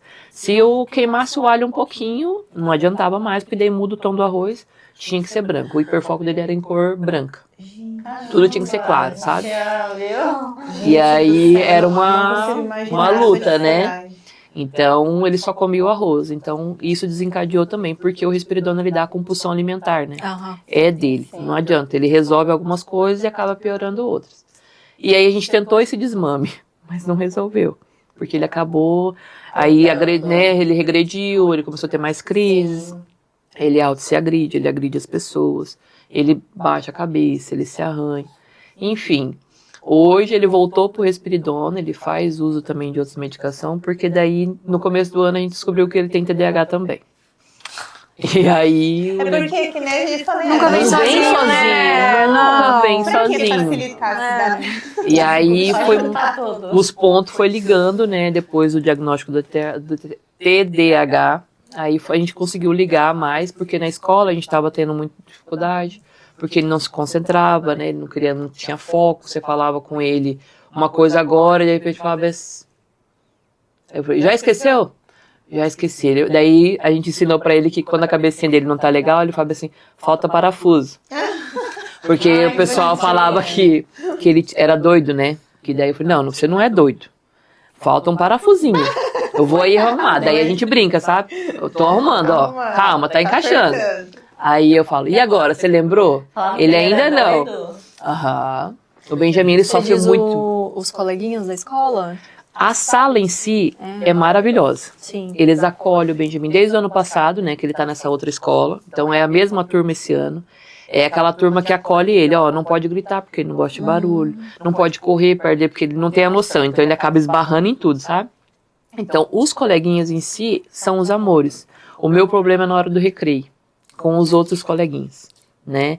E aí, por conta desse sobrepeso, ele tá sofrendo bullying na escola, né? Então, eles batem na barriguinha dele, chamam ele de gordo. Então, assim, é complicado porque no ano passado ele entrou numa crise muito forte porque ele não queria comer. Ele chegava em casa e falava assim, ó, o almoço tá pronto. Ele falava, não, eu vou engordar mais. Eu vou ficar mais gordo. Que dó, gente. E aí a gente começou um trabalho com a psicóloga, né, ó, tá acontecendo isso, aquilo e tal. Pra gente explicar, né, pra ele ter esse entendimento que não é essa a questão. Ou se você pedir pra ele, nossa, mas você é fofinho, né? Ele fala assim, é por causa do remédio. Porque eu tentei tirar esse desfoque, né? Claro. Então, assim, o Benjamin, hoje ele compreende o que é certo, o que é errado, né? E aí muita gente fala pra ele assim, se alguém te bater, você vai lá e bate. Ele fala, não, dói, né? Então, assim, a gente trabalhou com a psicóloga, ela fez um trabalho tão maravilhoso que ele tem esse entendimento, que pode e não pode, né? Às vezes eu vou ensinar ele a se defender, claro, né? Mas ele não faz isso. Ele prefere se machucar, né, no momento de crise ali que desregula, do que ele agredir alguém, né? E o bullying, eu falo assim, que é algo que machuca muito, sabe? E eu acabo pegando o sofrimento dele porque é apenas uma criança. Né? E eu não culpo a criança que está fazendo bullying, porque é uma educação que ela está tendo em casa, né? É o adulto ali que está mostrando, né? É uma criança. Para ela tá achando graça, porque em casa às vezes é divertido, o pai vai zombar, porque hoje tá fácil você zombar, né? Você pode ver na internet que tá cheio de gente fazendo piada do autismo, fazendo piada do TDAH, mas não é, gente, é algo sério, né? E só quem vive é a gente. Fazendo piada do TDAH e, tipo assim, as pessoas... Você não viu o Chá Revelação hoje, um vídeo do Chá Revelação? Pois é. Não vi. Do autismo do TDAH? Tá em todos os jornais. Como assim? Fizeram tipo uma festa para revelar o TDAH e o autismo. Ai, pronto. Oxi. Como se fosse uma coisa bonita, se fosse uma O que eu percebo muito também é assim, né, no mundo corporativo ou até em outros lugares assim, as pessoas meio que, a pessoa tem, por exemplo assim, não presta atenção em alguma coisa, é um adulto que não tá laudado. Sim, já virou muito Sabe, hypado, né? tipo Você isso, tá sabe, dificuldade. olha o perigo disso, gente, da gente começar a falar isso para as pessoas, né? É porque ele é um adulto que não tem laudo, não tá laudado, não é bem por aí, até sabe? Por isso agora, não sei se vocês viram que tá no STF a discussão de tira ou não tira o nível 1 do autismo. Sim.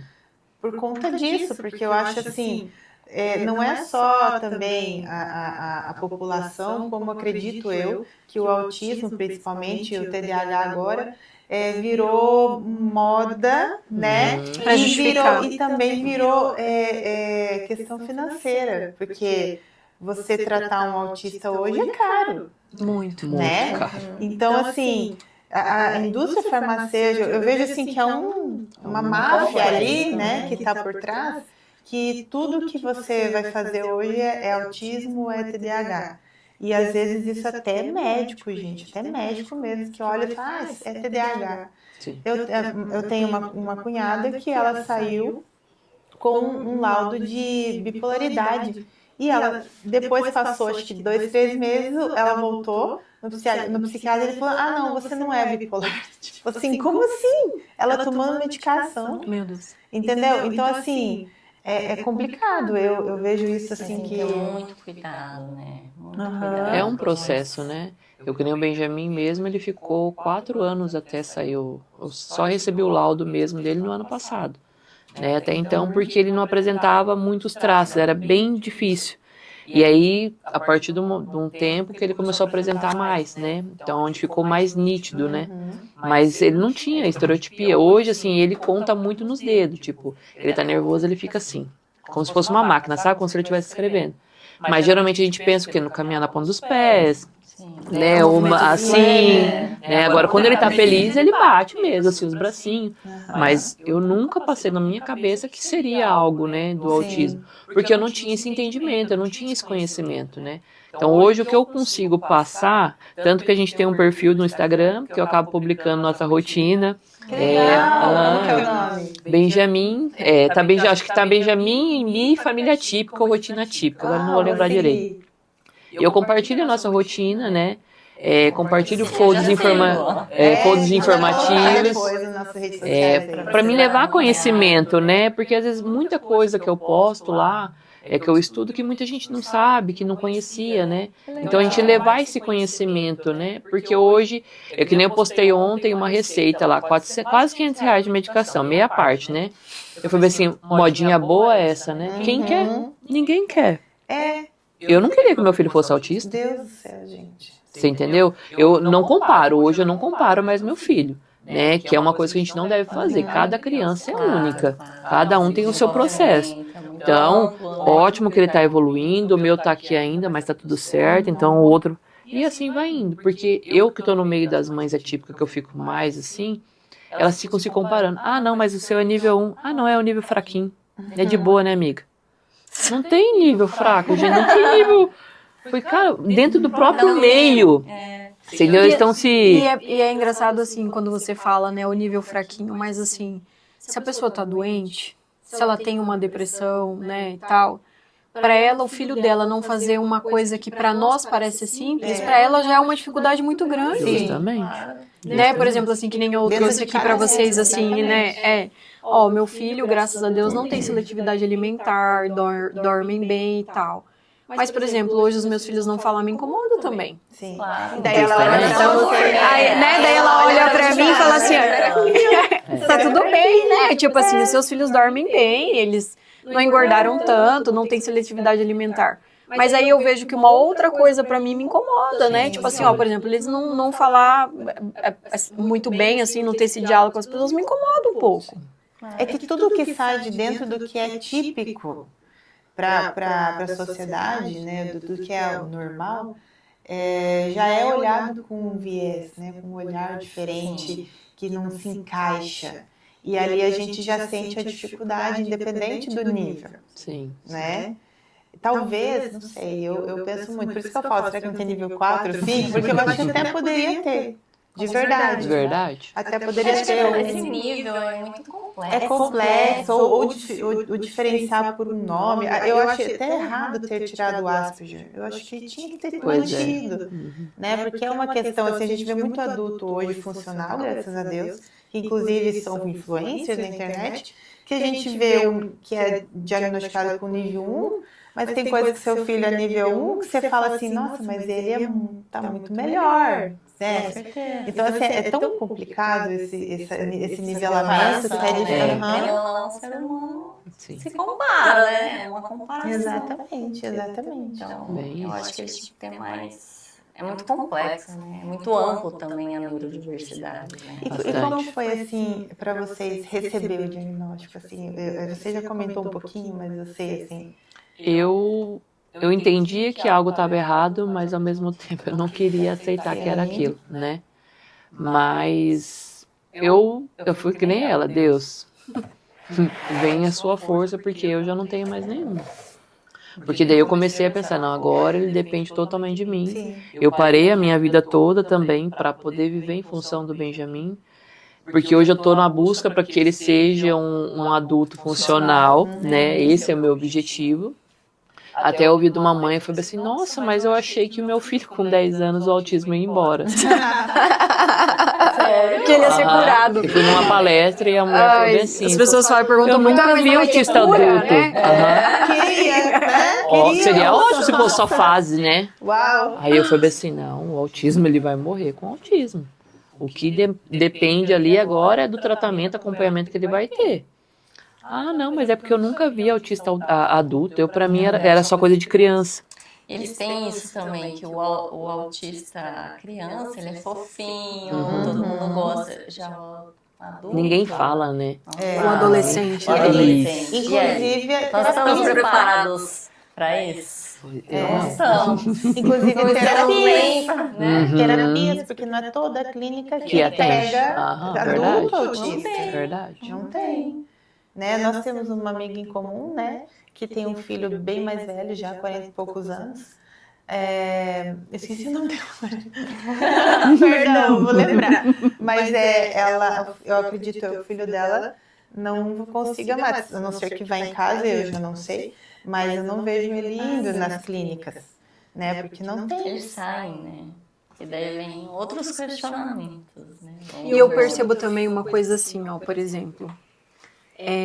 Algumas terapias ou terapeutas ou clínicas, ela chega até um certo limite com essas crianças também, com esses adolescentes. Chegou até um certo limite que eles entendem que tá funcional, que tal, eles dão essa alta. Isso. Entende? Atingiu uma certa idade ali, não, ele já toma banho sozinho, já come sozinho, já vai pra escola sozinho, já, né? Tipo assim, já se vira. Mas a gente sabe que tem outras coisas que ele precisava, né? Ainda tem um pouco de resistência, às vezes, em fazer atividade, né? Com não, sei lá, enfim, algumas coisas ali. Só que aí, como as clínicas não têm mais esse suporte para atender essa criança maior, porque ainda, querendo ou não, é uma criança, né? Só tá num corpo de adolescente ali. Aí dão a alta. Aí a gente volta com esses adolescentes, esses, né? E eu acho tão importante Pra casa, porque, assim, sem esse tratamento ainda.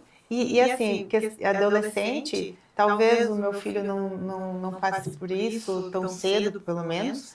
A questão da própria sexualidade. A gente já recebeu, inclusive, né, uma sexóloga aqui para conversar sobre isso. Inclusive, ela também tem uma filha, ela é mãe atípica. Conversar sobre isso, porque assim, às vezes eles nem eles se entendem o que está acontecendo com eles. Imagina. E precisa de um acompanhamento, porque a gente como mãe, né? Como é que faz? Por exemplo, menina, aqui todos são meninos, né? Que tem dificuldade, mas eu tô num grupo do Pitt Hopkins, que é o assim, meu filho tem, e a gente vê muitas meninas lá. E a primeira menstruação, como é que lida, né? Com o crescimento de pelos, enfim, tudo isso gera um desconforto para eles, um desconforto para nós. E eu realmente vejo uma dificuldade tremenda da gente ter esse tipo de profissional para acompanhar aqui. Sim. Pelo menos na nossa cidade, né? Não sei como é que tá Não tem suporte. Eu acompanho umas mães que, quando as crianças chegam ali de 14 para 15 anos, eles saem da clínica e vão pro CAPS, né? Só que lá é um CAPS voltado para a criança com autismo, né? Para o adolescente com autismo. Não. É fora aqui do Mato Grosso. Porque o Sorriso não tem, né? Esse preparo. O CAPS daqui não tem preparo para poder atender uma criança autista. Nem mãe atípica. Não. Então, assim...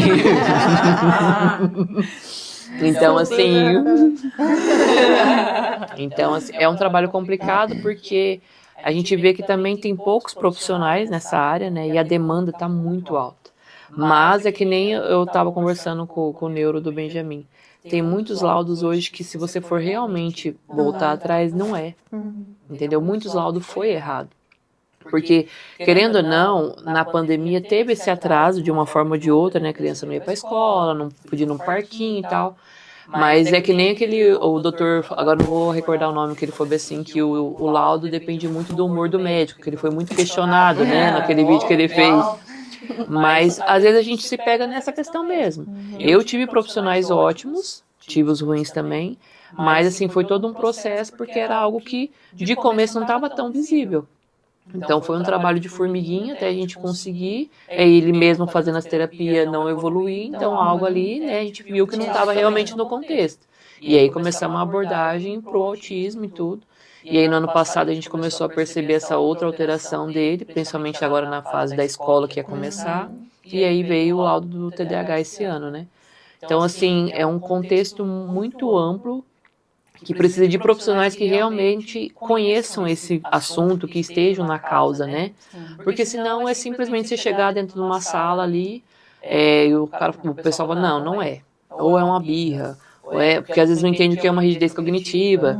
Então, são vários fatores, né? E a gente tem médicos não preparados. É que nem eu falei numa reunião da Secretaria de Saúde, eu falei, a gente tem UBSs em Sorrisos que não estão preparadas para receber um autista.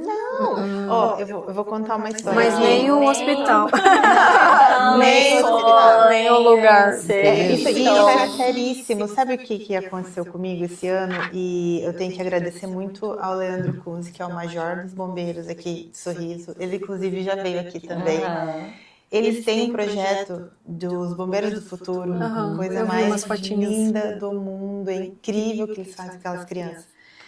E ele conhecia meu marido e ele sabia que a gente tem um filho atípico e ele me chamou, ele falou, Evelyn, me ajuda, porque tem uma mãezinha aqui, nós temos com 2 crianças autistas, e tinha mais um que eles estavam achando que era, mas não tinha o laudo ainda, que essa mãe tá perdida, ela não quer mais levar as crianças lá, e eu não sei como fazer para incluir, porque a gente não sabe, a gente não tem informação, ninguém chegou para nós explicando. E olha a importância disso, porque assim, bombeiro, a gente atende, né, o tempo todo, todo mundo.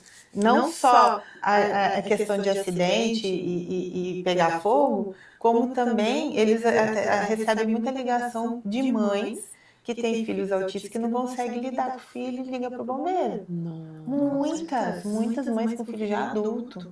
E eles falam, como que a gente vai abordar?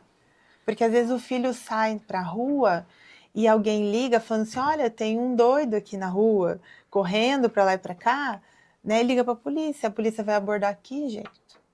Né? Aborda de uma maneira mais, né?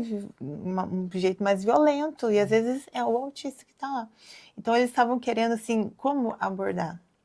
Como fazer de uma maneira que não vai machucar, de uma maneira que seja humana, né, humanizado, ou então uma criança que realmente se acidentou e é autista, como se comunica com uma criança dessa?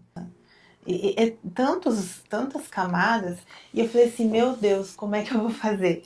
Eu sou uma mãe, e aí eu até questionei assim, mas não tem nenhum profissional que pode ir ali te ajudar, porque gente, quem sou eu? Né? Ele falou assim, olha, eu já tentei. E ninguém deu continuidade. Falei, gente, como assim?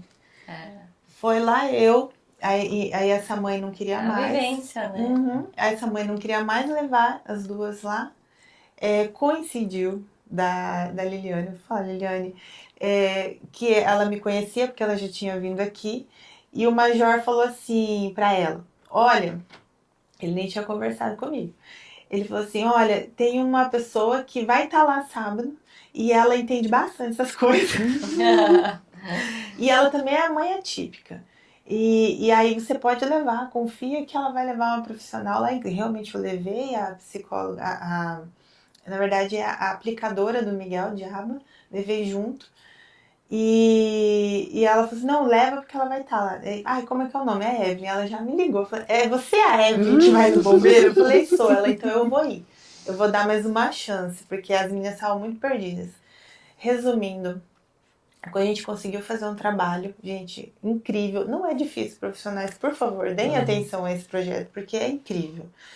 E a gente conseguiu fazer, levei inclusive a Aline para fazer uma palestra lá, a Aline foi, porque até os próprios bombeiros precisam entender o que está acontecendo, o que acontece com a criança. Enfim, elas fizeram todo o projeto durante os 6 meses, acho que são 6 meses. Eles foram para um acampamento, elas subiram nos rapel, elas entraram dentro da casa com fumaça, que eles fazem simulação. Gente, foi incrível, elas fizeram tudo, elas não perderam nada. E aquela mãe, no final, a Liliane vindo me agradecer e falar assim, obrigada por você ter ido. Eu, uma mãe que fez dar suporte para outra mãe. Porque eu teria desistido e minhas filhas hoje evoluíram muito, coisas que elas fizeram que eu achei que elas nunca iam fazer. Olha Que legal. E aí, então, assim, como é importante a gente saber lidar com essas né, crianças, com essas pessoas que precisam disso. E eu não entendo, de verdade, gente, eu não entendo o porquê que a gente não pegou, né, o prefeito, sei lá, que pegou e falou, vamos lá no PA e vamos ensinar esse povo como que tem que fazer, Sim. né? Porque assim, eu fui pesquisar para ajudar os bombeiros, eles não tinham nada sobre isso. Não tinham nenhum protocolo. Eu achei lá em Santa Catarina um erro grave, né? Nossa! Né? Por exemplo, assim, como é que chega com aquela luzes, com aquela sirene, né? Já vai deixar a criança toda estressada. Então, assim, eu achei um protocolo de um pessoal lá de Santa Catarina que, junto com o Leandro, a gente deu umas modificadas por conta da região e deu certo. Acredito eu que eles vão colocar em prática e eles, assim, tá sensacional. Só que aí chega aquele negócio que nem ele falou. Não adianta a gente fazer um trabalho bom, chegar lá no PA. Com certeza. Eu ouvi de uma enfermeira, falei assim, nossa, mas ele não tem cara de autista. Por exemplo, assim... Falei, tá escrito, daí eu fui pra ver assim, mas autista tem cara? Pelo que eu saiba, não. Você deveria saber, você não estudou saúde? Eu sim, eu sou a melhor pessoa, mas quando começa Não, e com meu vindo filho... de uma pessoa que trabalha com isso. Porque, na verdade, eu também penso uma coisa assim, né? Por exemplo, eu não sei o teu filho, mas o meu, por exemplo, eu nunca coloquei crachá neles. O meu usa. Eu nunca coloquei porque, assim, primeiro que os meninos não gostam, odeiam qualquer coisa que pegue neles, assim. E eu tenho um pouco de dificuldade com isso, que é assim, a partir do momento que eu coloco o crachá nele, é como se, meu Deus, eu tô abrindo um mar agora aqui, ó. Nossa, eu vamos abrir um mar aqui. Eu passei por essa situação semana passada. Né? Tipo assim, ó, que a criança autista tá passando, tem uma doença contagiosa aqui, se ela encostar em você, não sei o quê. Então me incomoda um pouco por um isso, lado, sabe? Eu até agradeço, às vezes, de verdade. De verdade, abre mesmo, mas tem que passar mesmo, tem que ir na frente. Porque assim, o Benjamin, ele não gosta de barulho, de pessoas, né? Essa foi boa dela. Não, mas E, assim, eu não sei o que é uma apresentação na escola, dele se apresentar e nada. E esse ano, a estagiária que tá com ele, falou assim, eu pedi pra ele dançar a festa junina. Eu falei, não vai não. Aí ela, mas ele falou que vai. Eu falei, então tá, né? Ela me avisou e tudo. Aí cheguei em casa e falei, tem alguma coisa pra me contar? Ele não consegue comunicar o que aconteceu no dia ali, né? Ah, mas eu tô sabendo de uma coisa. E aí ele, eu vou dançar. Aí meu coração já disparou, né? Porque daí é roupa, ele é muito questão de textura, né? Então ele não gosta. Calça jeans que ele não usa. Calçado fechado que ele também não gosta. Nada de que ele soa muito e transpira muito a mão e os pés. Chapéu, né? Aí eu falei, meu Deus, vamos lá, né? Vamos com a força e com a coragem. Aí eles treinavam na escola e eu em casa, né? E aí a gente começou um trabalho de provar o chapéu todo dia e tudo. Aí beleza, só que vai ter que usar o abafador, né? Porque quando a gente sai pra alguma coisa assim, tem que usar o abafador. Aí nós chegamos, eu tirei a foto logo no começo ali, mas eu não conseguia chegar. Eu falei, eu vou ter que usar o abafador, eu não gostaria, né? E aí eu sentei ele no banco, comecei a preparar ele, daí o abafador não dá, porque o chapéu ia cair, eu botei o auricular, né? E aí arrumei ele tudinho. Quando nós levantou, parecia o mar mesmo, assim, todo mundo assim, ó. Tipo, sabe, eu me senti tão mal. Aí eu tava ansiosa por aquele momento, porque era algo importante pra mim, né? A primeira vez ele se apresentando. Eu não podia demonstrar que eu tava triste pra ele. E aí ele travou, porque chegou muita gente, aquele barulho, e todo mundo fazia assim, sabe? Como se ele tivesse contagioso. Saíam de perto dele. E aí eu olhei pra estagiária, eu já meia ruim, sabe? Aí ela pegou ele, levou pra fila. E aí eu falei assim, ele não vai subir. E ele ficou e resistiu. Eu falei assim, olá, amor, é sua hora. Agora chegou a sua hora, sabe? E ela pegou na mão dele e subiu. Acho que quando ele subiu no palco, ele viu que aqui era o momento dele. Ele dançou perfeitamente, Ai, sabe? que coisa mais linda. Foi perfeito. Arrasou, dançou tudo. Nossa, pensa. Mas também ele entrou aqui, desceu do outro lado, peguei ele e nós fomos embora. Não fiquei, porque ficou um clima pesado, sabe? E eu, assim, o que eu consigo suportar pra não chegar nele, não respingar nele, eu faço. Ele tava com... Tava com o crachá e tava com o abafador, né? Tava com o auricular. E aí, pra sociedade, aquilo é um bicho de outro mundo, né? Eles não vê como incluir ali. É como se fosse eu falo assim, pareceu um ET ali que caiu e todo mundo se distanciou. Quando não riam, sabe? Assim, pra que tudo isso que você tá fazendo? Só eu sei o quanto eu lutei por anos pra ver meu filho dançar. Que pra muitos, todo ano a criança dança e ali, entendeu? Pra mim não era algo de boa. Era algo novo, né? Então, assim, eu vivo muita coisa com o Benjamin. Eu tento fazer o máximo que eu consigo, mas ele é aquela criança que prefere viver no mundo dele, dentro de casa, sabe? Então é uma luta pra gente conseguir incluir ele. Na escola ele tem 2 amiguinhos só, que é o que auxiliam ele. Então, eu me fechei muito em questão disso. Então, minha rede de suporte é as 2 irmãs dele que estão ali comigo. Mas eu sei que às vezes eu faço errado, porque eu preciso mostrar pra sociedade, sabe? E aí, com trabalho com a psicóloga minha, né, que eu também preciso, porque senão o cérebro não aguenta. Mas você já leva seu filho numa escola pública. Sabe, assim, então Então, às vezes, a gente também tem que ter aquele limite, assim, Sim. calma. Meu filho já vai lá, já tá sendo mostrado lá. Agora eu vou ficar em casa, me preservar um pouco. Eu fico assim, Porque sabe? tem lutas que às vezes a gente precisa Eu não sei lutar. vocês, mas quando o telefone toca, que aparece escola, meu coração dispara de um jeito, imagino. assim... Mãe, seu filho não tá legal, tá desregulado, vem buscar. Lá vai eu buscar. Mãe, seu filho não sei o quê. Falei, então não vou trazer mais pra escola. Oxi, fica 2 horas, 3 horas. Eles não sabem. Então, algo tá errado. Então, por isso que eu estudo, sei os direitos, sei os deveres. Então, pra mim, sempre lutar por ele. Hoje eu luto por todos, né? Mas comecei pelo meu filho, meu foco maior é meu filho. Porque eu sei o quanto a gente sofre nessa questão, sabe? Em vários sentidos. Mas hoje o Benjamin também posso dizer que ele evoluiu muito. É uma criança Você assim você sabe que eu passei por uma situação assim?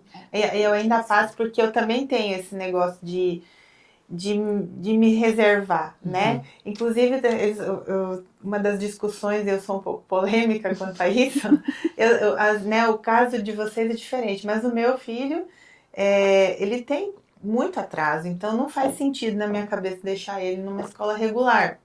Né? Porque realmente ele usa fralda, ele baba, ele não faz sentido nenhum. Ele tem 9 anos, mas ele não sabe, né, ainda direito a mãe, o pai. Então, assim, não tem como. Não faz sentido. Exigir muito daí. Não, é diferente. Não faz, assim, não é Não é inclusão. Não vai ser inclusão. Vai ser. Não vou exigir algo que não faz sentido na minha cabeça e eu realmente acho. Então, a pai, pra mim, hoje, é o lugar, assim, que eu amo de paixão, é a minha rede de apoio. Então, assim, o que eu faço para meu filho ir pro mundo, né, para incluir ele, hoje eu levo ele muito na igreja, eu levo ele no parquinho, minha filha que sempre tá sendo chamada para festinhas, então, às vezes eu levo ele junto, enfim.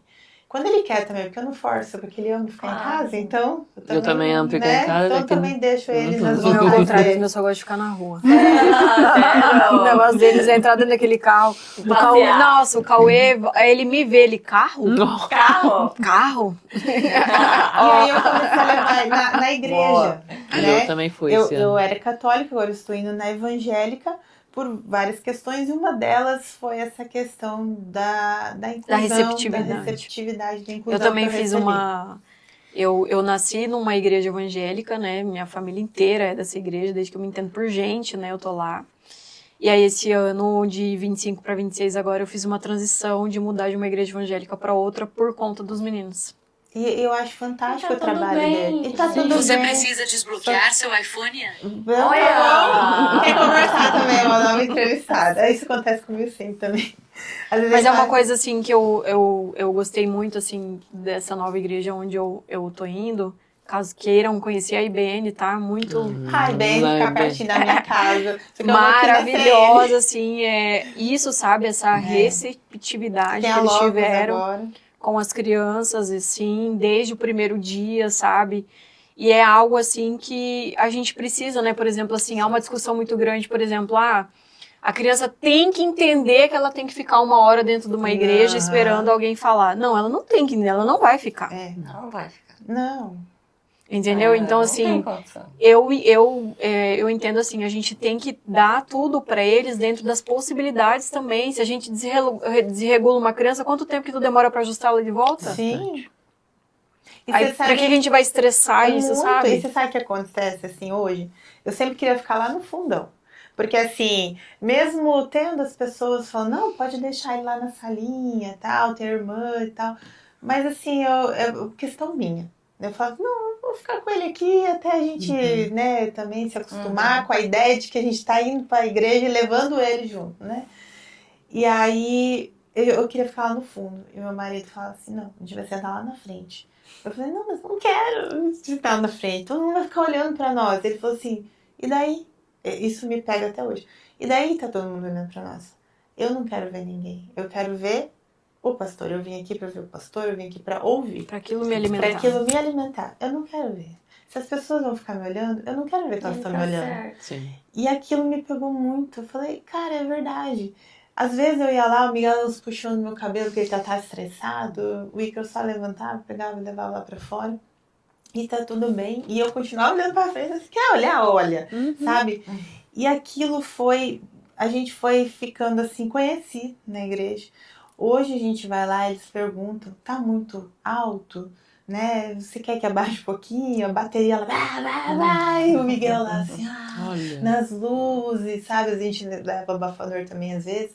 Só que às vezes ele quer tirar. Então, assim, eu percebi que ele foi acostumando com o lugar. Hoje, no começo foi difícil. Hoje, assim, ele já tá muito adaptado. E eu tô muito feliz com isso, sabe? Então, assim, realmente a gente precisa também mostrar as crianças pro mundo, mas a gente também precisa, né? Sim. Se não tá... Sim. Hoje não tá um dia bom pra ele, tá ok. Né? A gente também não tudo pode, bem. eu penso assim, também a gente não pode colocar eles em risco, né? Por exemplo, Sim, com certeza. esses dias eu até falei pro meu esposo, né? Meu sonho é, tipo, ir numa farmácia um dia com eles e sair dessa farmácia sem eles querer levar a farmácia inteira, né? Tipo assim, levando tudo que é colorido diferente, que daí carregando, né? No caso, eu evito Mas de eu, levar. mas eu sei que é uma bom. limitação, tipo, a gente falando dessa questão da exposição, né? Não, Eu sei que eles têm competência pra ir visitar um lugar e tal, mas assim, por que a gente também vai expor a criança num negócio tão Sim. cheio de estímulo? Sim. Se a gente não vai conseguir controlar, vai ficar uma situação extremamente delicada dentro da A farmácia gente se também. estressa, entendeu? a gente se estressa. Com Exatamente. certeza. A gente foi até num parque aquático ali que tem em Sinop e a gente chegou cedo pra pegar uns lugares bons pra ele e tal, né? De repente, encheu de gente. Meu Deus. Aí a gente tava sentado pertinho daquela piscina com onda, de repente aquele está pé. Nossa, foi o que bastou pra esse menino não querer pôr o pé na piscina. E ele ama água. Aí a gente teve que pegar um lugar lá longe, ele ficou o dia inteiro lá, sentado com a minha sogra, a gente revezava. Enquanto eu tenho uma outra que tá louca, né, subindo, descendo 200 vezes e não cansava, não sei como. E eu já tava doida também. Então, assim, a gente tinha que se, né, dividir. E eu falei, gente, tem coisas que não dá pra Com levar ele. certeza. Sim. Tem Então, ali já eu ambientes, percebi né? que é um lugar que Tudo certo. é um passeio que é pra minha filha. Não é um passeio pra ele. Então, aí todo mundo fala assim, mas vocês não podem esconder, mas vocês não podem, né? Que eu até acabei me perdendo falando da polêmica. Mas assim, gente, se eu vejo que ele não é lugar pro meu filho, eu não vou levar. Eu Se também, eu vejo que o também meu sou filho dessa não é opinião. pra escola regular, eu não vou levar. Com certeza. Você quer levar o seu? Parabéns. O seu vai ser, então, ali a pessoa que vai tentar incluir. O meu, não. O meu vai estar bonitinho, guardadinho lá A na gente que ainda caixa. não sabe, né, o limite que eles também conseguem atingir, Sim. né? De uma forma ou de outra a gente sabe. Eu mesmo hoje eu compreendo muito. Que nem o Benjamin, um problema que está acontecendo, ele se regula muito de pé. Então, quando aquela situação está desregulando ele levanta e começa a caminhar, mas fica no canto dele e começa a andar em círculo. E para isso, dentro da escola regular, dentro da sala, você está atrapalhando os outros coleguinhas, né? Que foi até um ponto que eu pontuei na coordenação. Ok, se é algo que destabiliza o resto da turma, então retira ele da sala de aula, coloca ele num lugarzinho que ele vai voltar, ele vai se regular e volta para a sala e continua fazendo o que está fazendo. Perfeito. Isso é inclusão. Agora, você pegar e chegar e falar assim, senta, Benjamin, que você está incomodando a turma.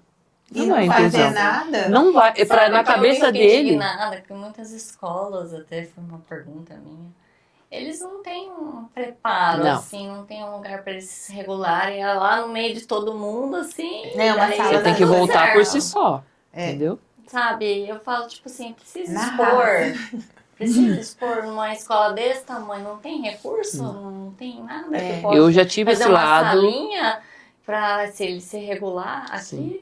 trazer aqui. Então, tipo assim, são E é uma questionamentos realidade, que a gente vai vivendo na nossa vida, de como mãe atípica e vendo os outros também, que realmente, se a gente não lutar por essas coisas, tipo assim, Não vai eles ter. vão ver, Não vai ter. não vai ter Não também. Não, e é uma realidade que, gente, só tá aumentando. Então, Não porque tem daí a como escola já fugir. tem um suporte, já sabe, tem X crianças ali.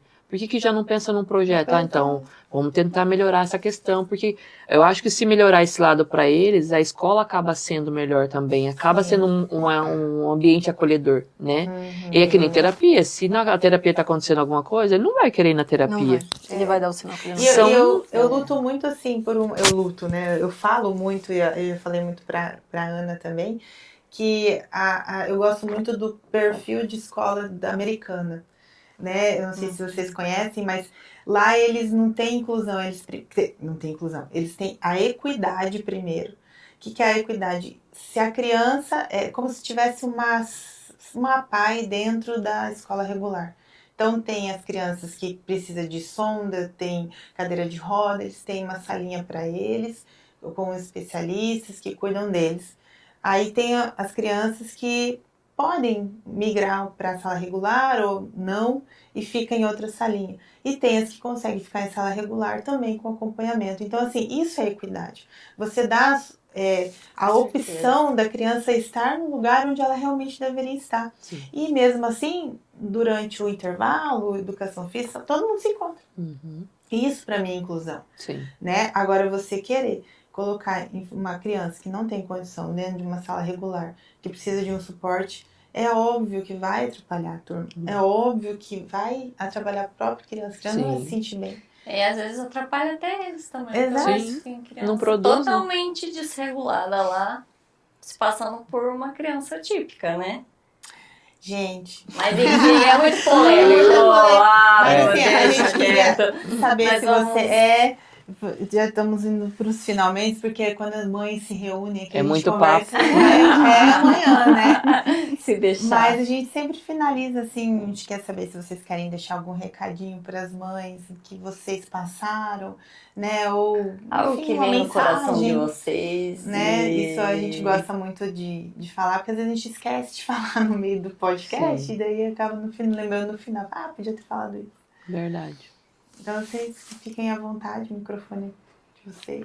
Eu carrego comigo, assim, que a mãe atípica, ela tem que lutar sempre, né? Isso vai ser pro resto da vida.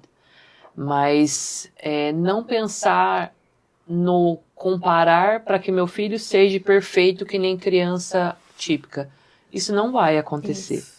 Ele vai ser funcional, ele vai conseguir atingir, mas do jeito dele. Então, a gente tem que deixar eles serem os seres únicos que eles são, né? Mostrar quem eles realmente são.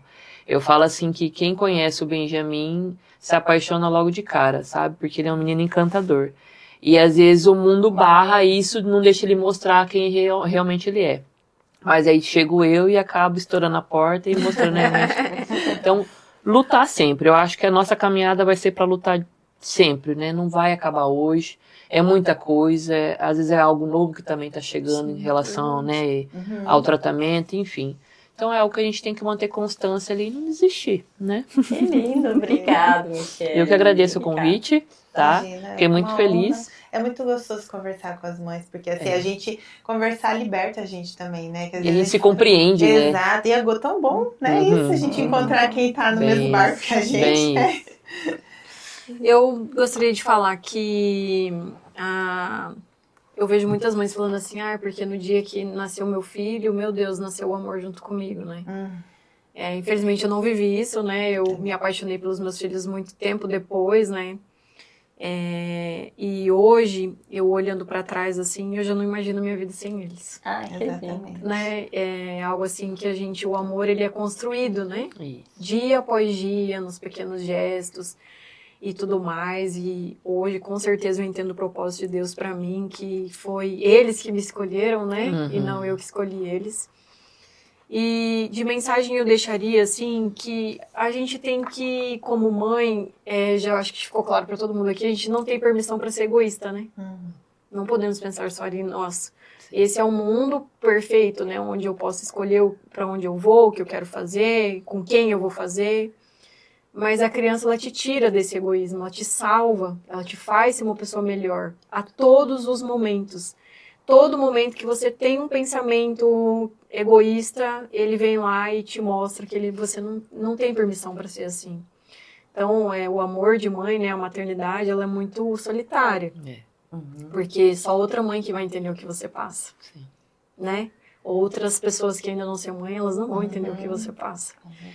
E a gente não tem o direito de não correr atrás, de lutar pelos nossos filhos, sabe? Eu acho que é isso que a gente tem que pensar. É claro que quando você tá doente, né?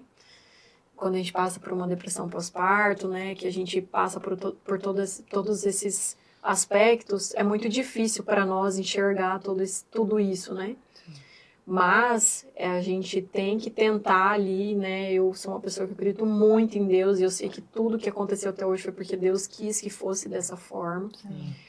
E que estamos juntos, né? A gente também não sabe. A gente também não sabe onde o Benjamin vai estar daqui 10 anos. A gente também não sabe onde o Cauê vai estar daqui 10 anos, ou o Heitor, ou o Miguel. Mas nas minhas orações, eu tenho certeza que eles vão estar no lugar aonde eles quiserem estar. E não no lugar que eu quero que eles estejam. Né? E cada mãe tem seu processo de cura. Exatamente. Eu falo com muito orgulho, assim, que eles me salvaram de mim mesma, sabe? Do meu egoísmo, do meu ego, de tudo, eles não né? merecem uma mãe quebrada. Não.